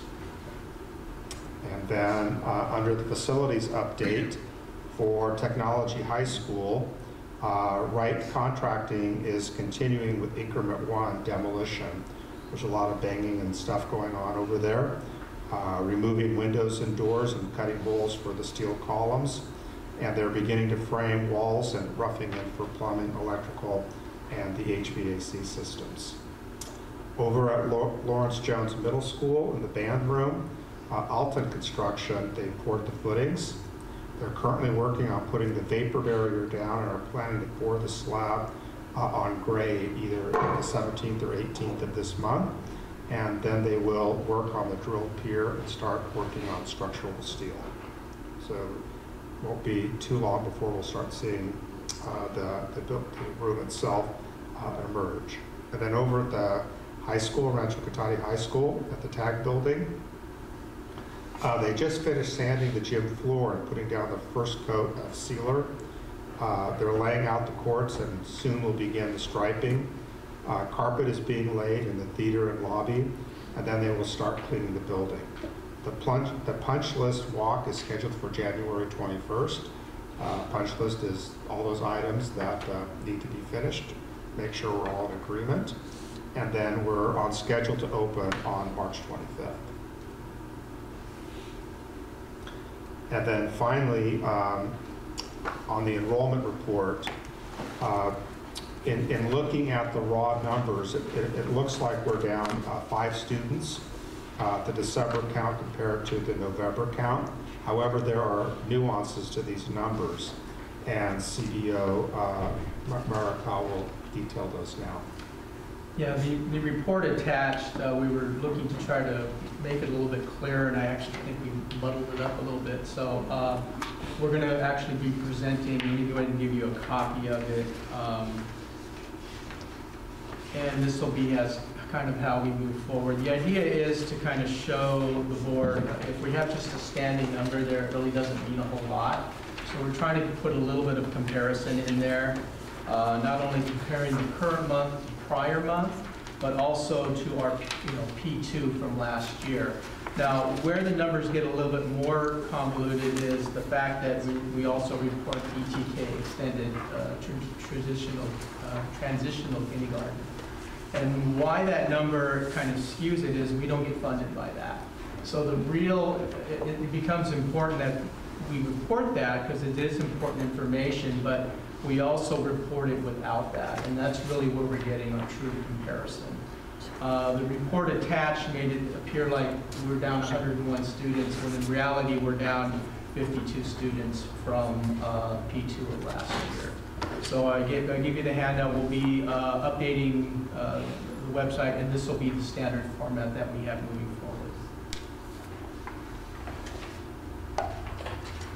You know, the numbers, we grew in the elementary from the K through 5, and it seemed that the 9 through 12 we drops. You know, so it could be people moving out of the areas or whatever. So there is a certain transient that people leave with their families and come and go. So I guess we should put, I won't say this, a wall up around, don't let anyone out, right? We just graduated 18 students in December as well. We graduated 18? Yes. Okay. Okay. So is that why, what did El Camino go down? Was it that won't be reflected until we get the January report. Okay. Because they're still considered students. So how many have we lost since August? Do we know? Since August, I don't have that information in front of me, but we're down 52. The 56 number that we were reporting was in October. So we've actually gained 4 students since then overall.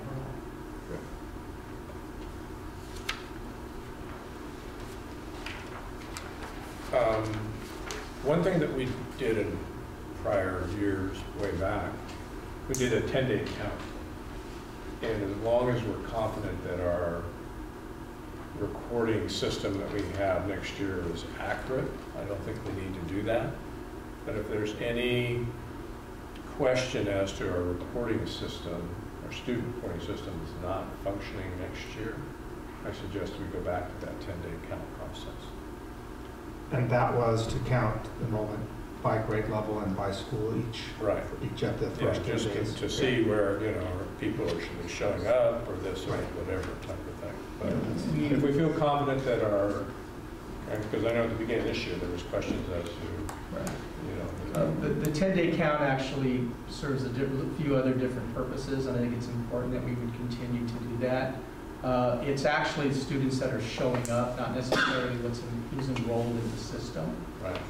And that also helps us to determine whether the trends when we may be overstaffed in certain areas or may have to shift staffing around. Those are important things, and I think we should continue to do those the first 10 days. It's good practice. I need to back up a little bit on this because the questions popped into my mind. Parcel tax update. So are we seeing from last year to this year, are we seeing a 5% increase in parcels or 2%? Do we know that? Because they're building more houses.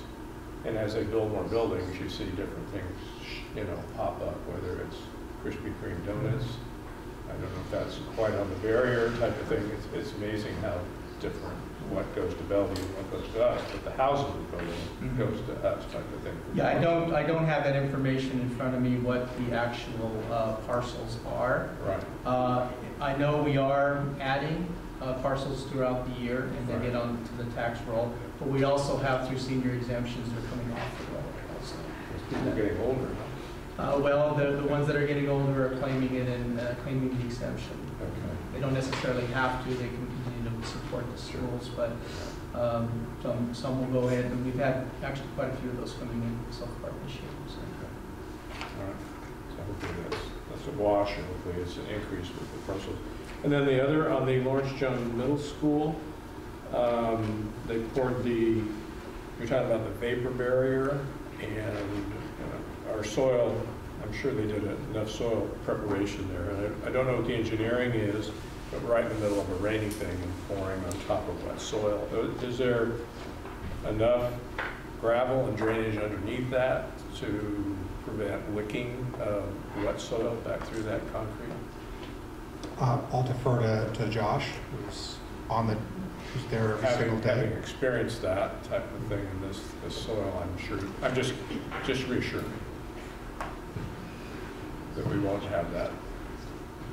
Yeah, so we have a special inspector and an inspector of record. We have Lakewood Associates doing our special inspections. So they follow everything per spec, and we're confident that that won't happen. Okay. All right. If you look at the details for what DSA requires as far as bringing engineer fill or lime treating, the sections that we're doing are pretty substantial. Okay. Great, thank you. All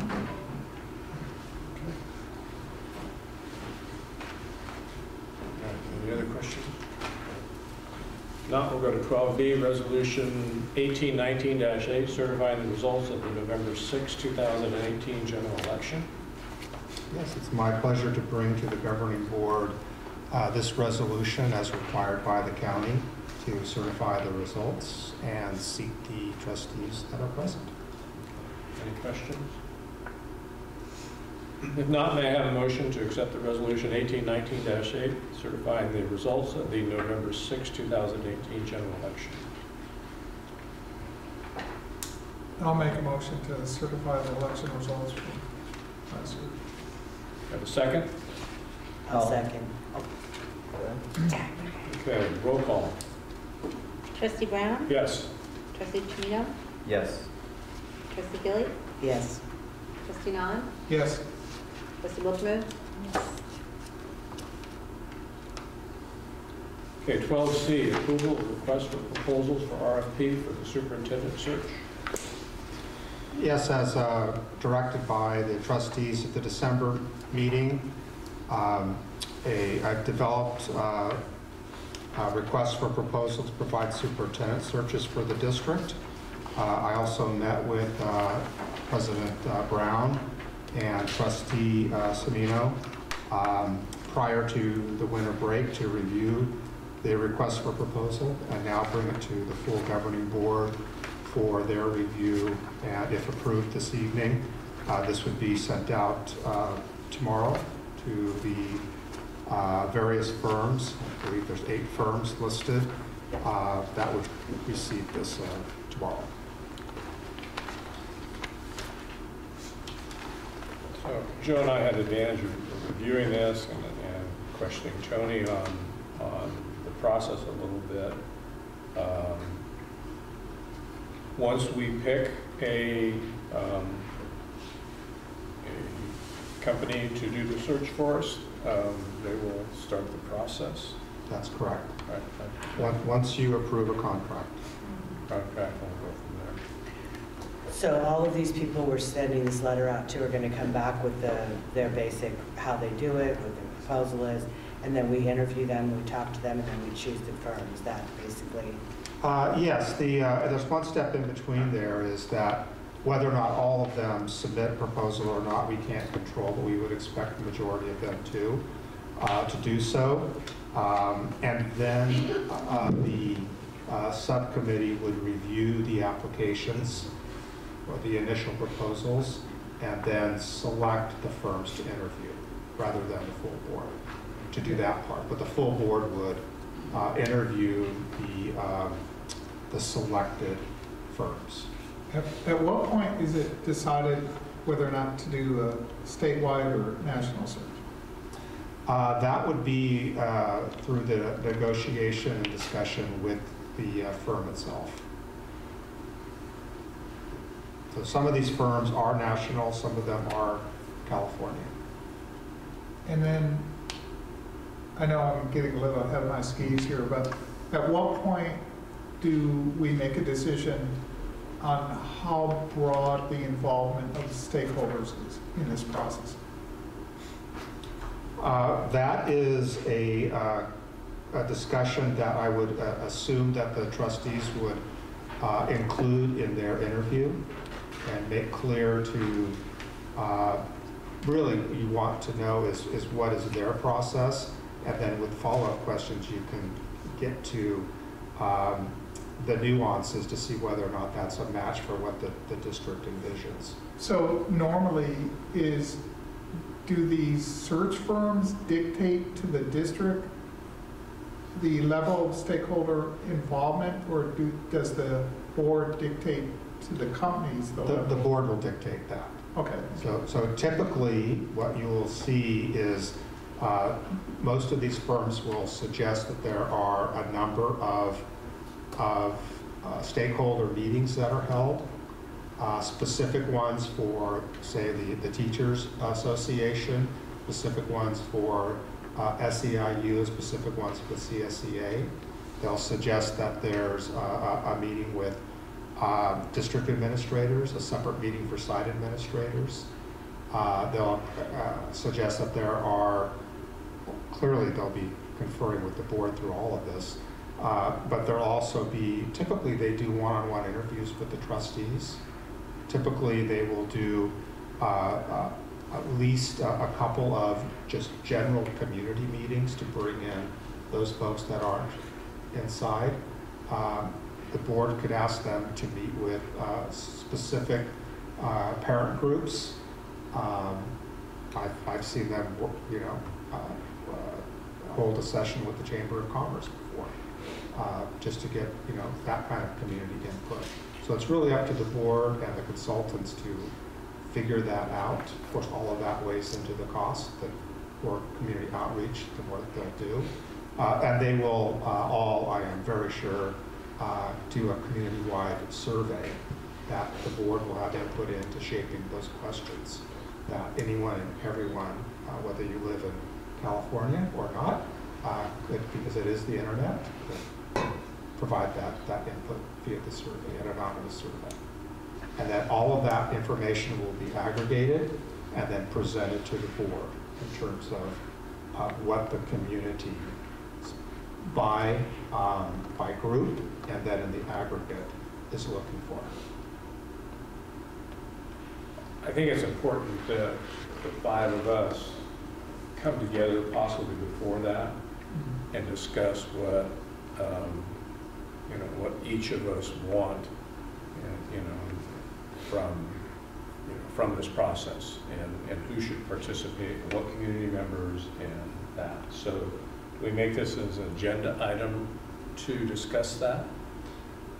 Yes, you could hold a special board meeting prior to your interviews to have that conversation. We do that, or do we make it an item on a discussion thing on another board meeting?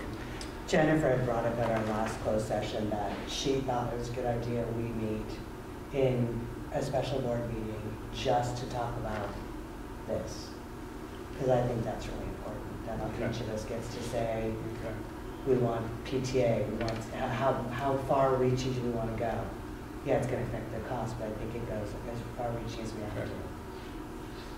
So, yeah, really this is an aggressive timeline because it brings to the February 19th meeting a contract for the board to approve. So the opportunity is not there for the board at a regular meeting because you'll already be at, unless we adjust this schedule to permit that. We had talked about that as well. Jennifer had brought up the fact that we probably needed to add maybe a meeting a week, maybe sometimes two, for all the different things that are going on, not just this subject, but, and I think we were all agreed that we were all good with that. There is a lot going on, and yes. I agree that the trustees are going to need to meet more often than monthly over the next several months. So I guess when we talk at 13A, we can do that? Or do you want to start setting some of that stuff now? I think, well, 13A is when it's on the agenda, so that would be the appropriate time to do that. Okay. Other questions about the request for proposal? If not, may I have a motion to approve the request for proposals for the superintendent search? I make a motion that we approve the request for proposals for the superintendent search. Thank you. Have a second? I'll second. Further questions? None. May I have a motion? All in favor? Aye. Aye. Opposed? Motion carries 5-0. 12D, acceptance of gift and donations to the district, to schools and district. We have $5,648 in donations. Cotati Recording Festival, $500. Dorian Photography, $347. And Rich Henderson, $301. Could you explain the donation by Rich Henderson? What was that for? Rich Henderson what it says here, paid off negative lunch balances. So evidently maybe some students, I'm assuming. Right, so students, you know, we do not deny a student a lunch. So whether or not they have the funds to pay for the lunch, we will still give them a lunch. And so so we have 3 categories of students that receive lunch: those that pay the full cost, those that pay a reduced fee, and those that get the lunch for free. And so it's not the fault of the child that they don't have the funds to pay for their lunch. And so this is something that happens often, is that a community member will realize this, that there are kids that have these outstanding balances, and they'll decide to just pay them off. Well, I know that people like Richard Henderson don't do this for thanks, but I just am so grateful for what he's done, and just wish there was some way we could thank him. It's really a kind thing to do. Well, he will receive a letter of thanks from the district.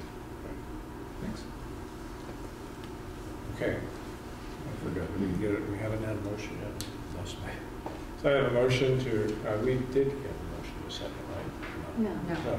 Thank you. Drifting. We have a motion to accept the gifts and donations to schools and district as presented. So moved. Second. Okay, all in favor? Aye. Opposed? Motion carries 5-0. Board member reports and future agenda items. Jennifer?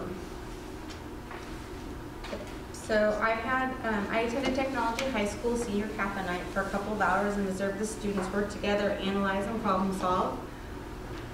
The topics are top secret, so each class can have an authentic experience. It was amazing to watch the process and watch everything they went through, and I would definitely recommend to all my fellow board members next year, if you get the opportunity, please go and take a look, because it's so fun to watch you guys go through the process of how you interview and analyze and process and question each other. It's a lot of fun. I also had the opportunity to attend El Camino High School's first mid-year graduation. I'd like to congratulate the 18 graduating students and their families. It was wonderful, and it was a wonderful and joyous celebration. We heard many heartfelt stories about how many of these students are the first in their families to graduate from high school. So it was an incredible experience to be part of, to come watch, and it was a great turnout. So they came out in big groups for their family celebration, so it was nice. Then I was also invited to Monte Vista Elementary to attend their holiday extravaganza. Thank you to teachers Debney Campbell, Vivian Winfrey, and Tammy Riddle for working with the kids to put on this performance. It's always so much fun to watch and get you into the holiday spirit. I was telling some of the teachers, you know, we have so many seniors in our area. It would be great if we could incorporate something where we take some of these students and go into the senior homes and developments and do a little performance for them, because they don't get to see as much of that kind of joy that we get, that we have so much right here. So it would be nice to share that with them. I want to thank Matt Marshall and our principals, the teachers, for all the marketing they're doing right now, because they're doing a fabulous job trying to get out the word about our open enrollment that's happening right now. So I want to say a big thank you out to everybody. Jim? I was going to a meeting of the Special Education Committee at the district office, and as I was walking into the patio area of the school, a young female student stopped me and said, "Where are you going?" And I said, "The district office." And she goes, "Wait a minute, I'll help you." And she called 2 of her friends over, and because a lot of students were milling around on the patio, and they guided me to the district office, and they tapped on the door. And a lot of people don't know about human guides, and you can go through human guide training at the Rollbach Center for the Blind in Santa Rosa, and tapping on things, you know, tapping on a chair, they're guiding me to a chair, or tapping on a door is a way to guide a visually impaired person. And I thought it was the sweetest thing. It just, like, for several days, I was just so inspired by them because they were doing what Michael said, you know, in terms of being compassionate, cooperative, kind. And they were doing this at such a young age, and those values that the teachers and parents have instilled in them, I think, is the reason I'm doing this. And so I felt so grateful, not just to them, but to our teachers and parents who are instilling these great values in students. And I just want to thank them publicly. Also, I want to thank Tony and Rachel for their transparency and cooperation and responsiveness in terms of looking at how we can make improvements in special education. We have great special education staff. I've been really impressed by Rachel and her hard work, and she's created a flow chart for how to resolve problems, which has helped with delivery of services. And then the one thing I want to suggest for the board to look at some future meeting is, in the process of doing this work, I discovered that we don't have a policy on document retention. Now, I understand that, like, if you go down the list of CSBA policies and what's on our bylaws and policies, there's going to be, we're not going to need every policy because some policies aren't as important or even relevant for our district. But document retention policies are crucial because there are a number of districts throughout the state who are wrestling with the question of how long you keep documents and what, is it 6 months, is it 3 years? I sent the CSBA policy on document retention to the president and superintendent. But we don't want administrators just deleting lots of documents because they don't think are necessary or for whatever reason they're deleting documents. We want to have a policy that's a crucial policy for the board to approve. So I think it's important not only to approve the document retention policy that CSBA recommends with adaptations, of course, but to go through our policies and see what other very crucial policies have been removed in the last several years or need to be added. So I'll leave that up to the president to decide. Christian? I was just going to be done. Yes. Yeah. Christian? I have a few things.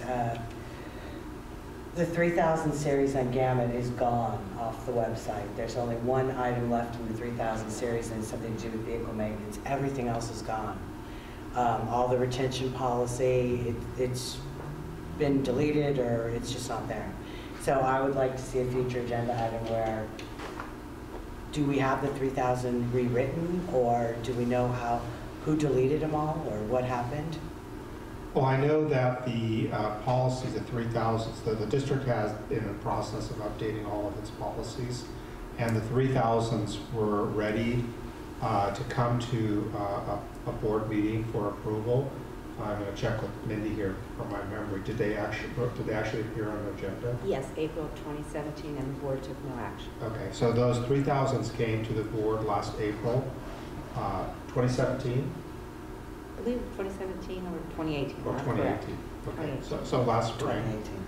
Yeah. And the board took no action, and so I'm not sure why that was, but they are ready. We can ensure that, I'm sure there's been updates of those since then, and we can look at those updates that have been that have occurred since then to incorporate those and then bring them back to the board. Prior to that, the old ones were not deleted before the new ones were approved. This was the first time I've seen them not be right. there. I'm not sure why they're not present, because CSBA typically does not remove your policies until you provide them with updated ones. Yeah. One of the reasons the board didn't take action was, I believe I was questioning expenditure authorization and contract levels, and we didn't reach an agreement, and so that was brought back. So we can revisit that. Okay, so that's one, and then I got the marketing for 2019 budget, and I'm wondering, are we going ahead with this $18,000 in advertising at the Community Voice? Our intention is to utilize the Voice to get the word out in a very quick and efficient way regarding our enrollment. Are there other concerns about that? Yeah, I had a concern about it as well. However, my question was answered with the cost of it would be the cost of one student. So if it will bring in one student, I think that it's cost effective because two students. Yeah. Well, the cost of this upfront campaign Correct. was about $9,000, right? Correct. There's other avenues I'd rather see us spend that kind of money on. But if we're looking at short term and getting the word out as soon as possible, then yeah. Well, there's two parts to this. There's the short-term part and the long-term part. Has anyone talked to the Community Voice about giving us a better deal? I talked with them about giving us the best deal that they could. I don't know what the typical commercial advertising is. Could you get us a better deal? Well, I'm wondering. We squeezed it a little bit on the campaign, and our rates were a little bit less than, quite a bit less. I just wonder if it would be appropriate for me to call your team and ask. Have you signed a contract yet? I've signed a letter of intent for the agreement, yes. So maybe not. It's worth a try. Yep. Oh. Okay. I am still looking for an estimated annual budget for the tag building. So we've got this. Budget or cost? Maintenance? Oh, I'm sorry. That's okay. Okay. You said Everything, budget. all of the above. Okay. What is going to be the cost, the guesstimated cost for the annual? We have this facilities person, this media manager person. So that starts at 60,000 plus benefits, 15, 20 grand, so that's 80. You're gonna hire a new custodian, PG&E, maintenance. What are we looking at for costs for that? Are we gonna be leasing it out to venues other than people in the school district? Can we put out for naming rights? Can we get somebody to pay, Home Depot, Costco? We'll go for Oracle. They seem to give the Giants a bunch of Something that would give us back some revenue to help defray some of the costs. So that's that. And then the only other thing I want to add as an agenda item is at the facilities meeting that Joe and I attended last week, I think, maybe the week before at this point, I can't remember. We talked about there's been money spent on certain projects on the bond list that are no longer going to happen because there's no money to do it. And I want to make sure that we stop spending bond money. One of them was this middle school field for like $12 million, but it's now going to be more. We've already spent like $450,000, but we don't have the money to do the work. So I'm thinking we should stop spending the money if we know we don't have the money for the projects. So I'd like to see something that we talk about something more in depth. We need to have can we have a specific facility meeting with the whole board? That's a good I think so. And then Josh can be prepared to come with documents at that point. Josh, how long do you think it might be for you to get documentation together for costs? Estimated costs. Well, as we discussed in our facilities meeting on Tuesday or Wednesday, or I don't know what that was either. We discussed that we were going to get a facilities committee meeting together so that we could go over, start from the beginning as to the process that we've gone through, the projects that we've completed, and what we have in the pipeline. So we were looking to try to do that We were trying to do it the last week in January, but schedules aren't working, so we're probably going to try to get it the first week in February with the facilities committee, and then at that point, you guys will decide what you want to do from there. Well, and as Jennifer said, she obviously wants to be included in that. So is there a way that we can do it with the full board and do a special meeting just on facilities?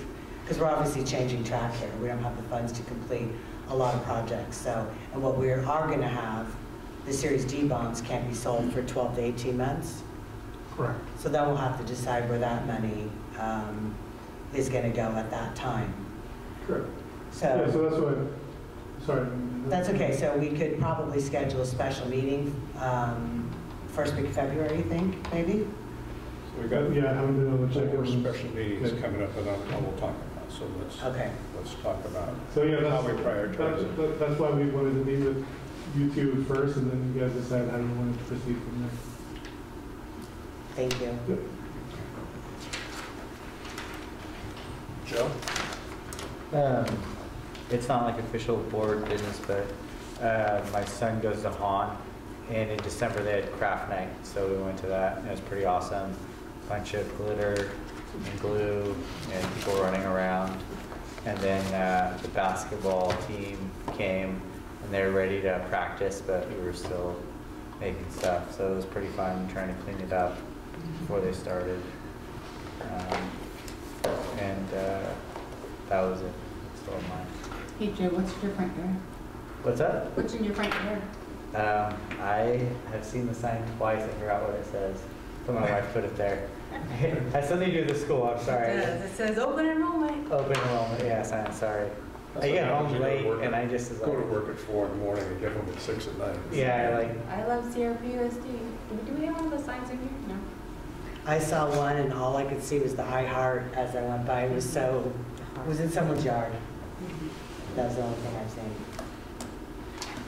Okay, so it looks like, and I would like to add a meeting to this. I would like to, it looks like we have 4 board meetings, 2 additional board meetings. And the one that I would like to add is goals and establish where we're going. We're getting pulled this way, we're getting pulled that way, we're getting pulled this way. And as I operate with my business background is set the goals as to where we want to be in 5 years. And not just me setting the goals, the entire district setting those goals. So I would like to have a board meeting that we sit down and establish what our goals are going to be and collaboratively all work together towards those goals. Setting dates and benchmarks and measurements, there's the accounting background that I have, to go forward to see how we're doing to do that. Because what happens is you get pulled this way, you get pulled that way, and you don't stay on track type of thing. That helps me stay on track. So I want a meeting on that. We need a meeting for the 5 of us to establish the superintendent search, what we need, what we want, how to form that up.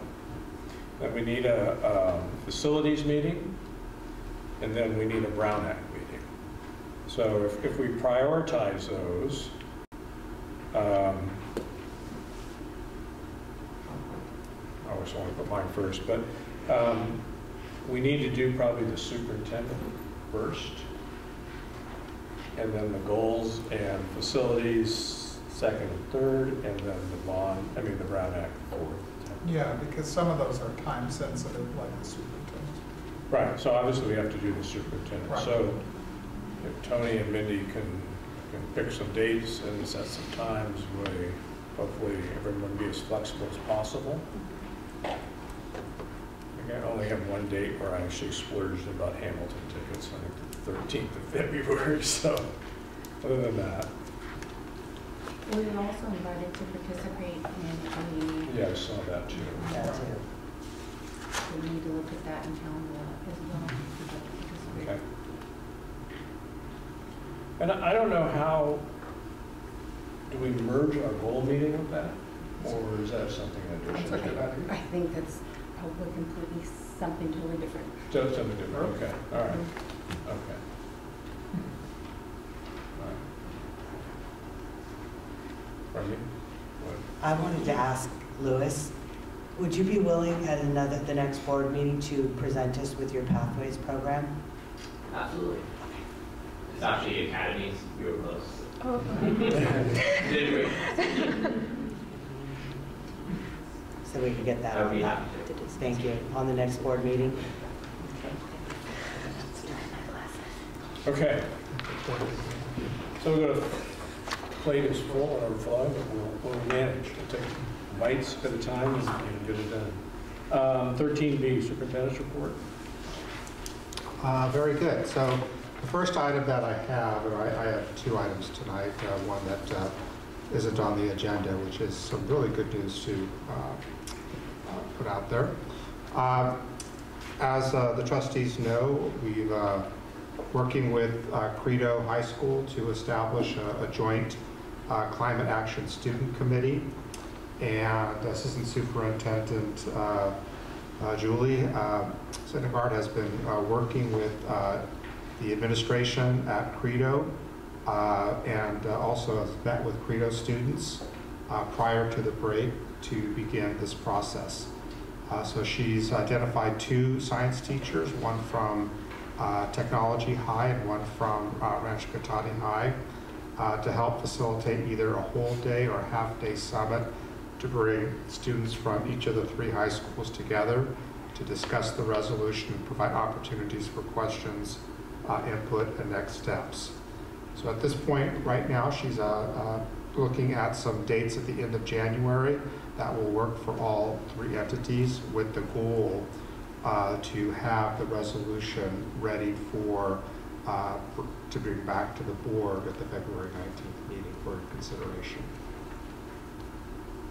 And then the other item that I have, and I included this information to the trustees and Friday update to them, is that our high schools, teachers at our high schools, of course, submitted a total of 3 grant applications to the Career Technical Education Foundation in Sonoma County, and all 3 were funded. So I'm really excited to announce that at Rancho Cotati High School, these are fundings for next year, that they will receive $20,000 grant for CAD engineering for women.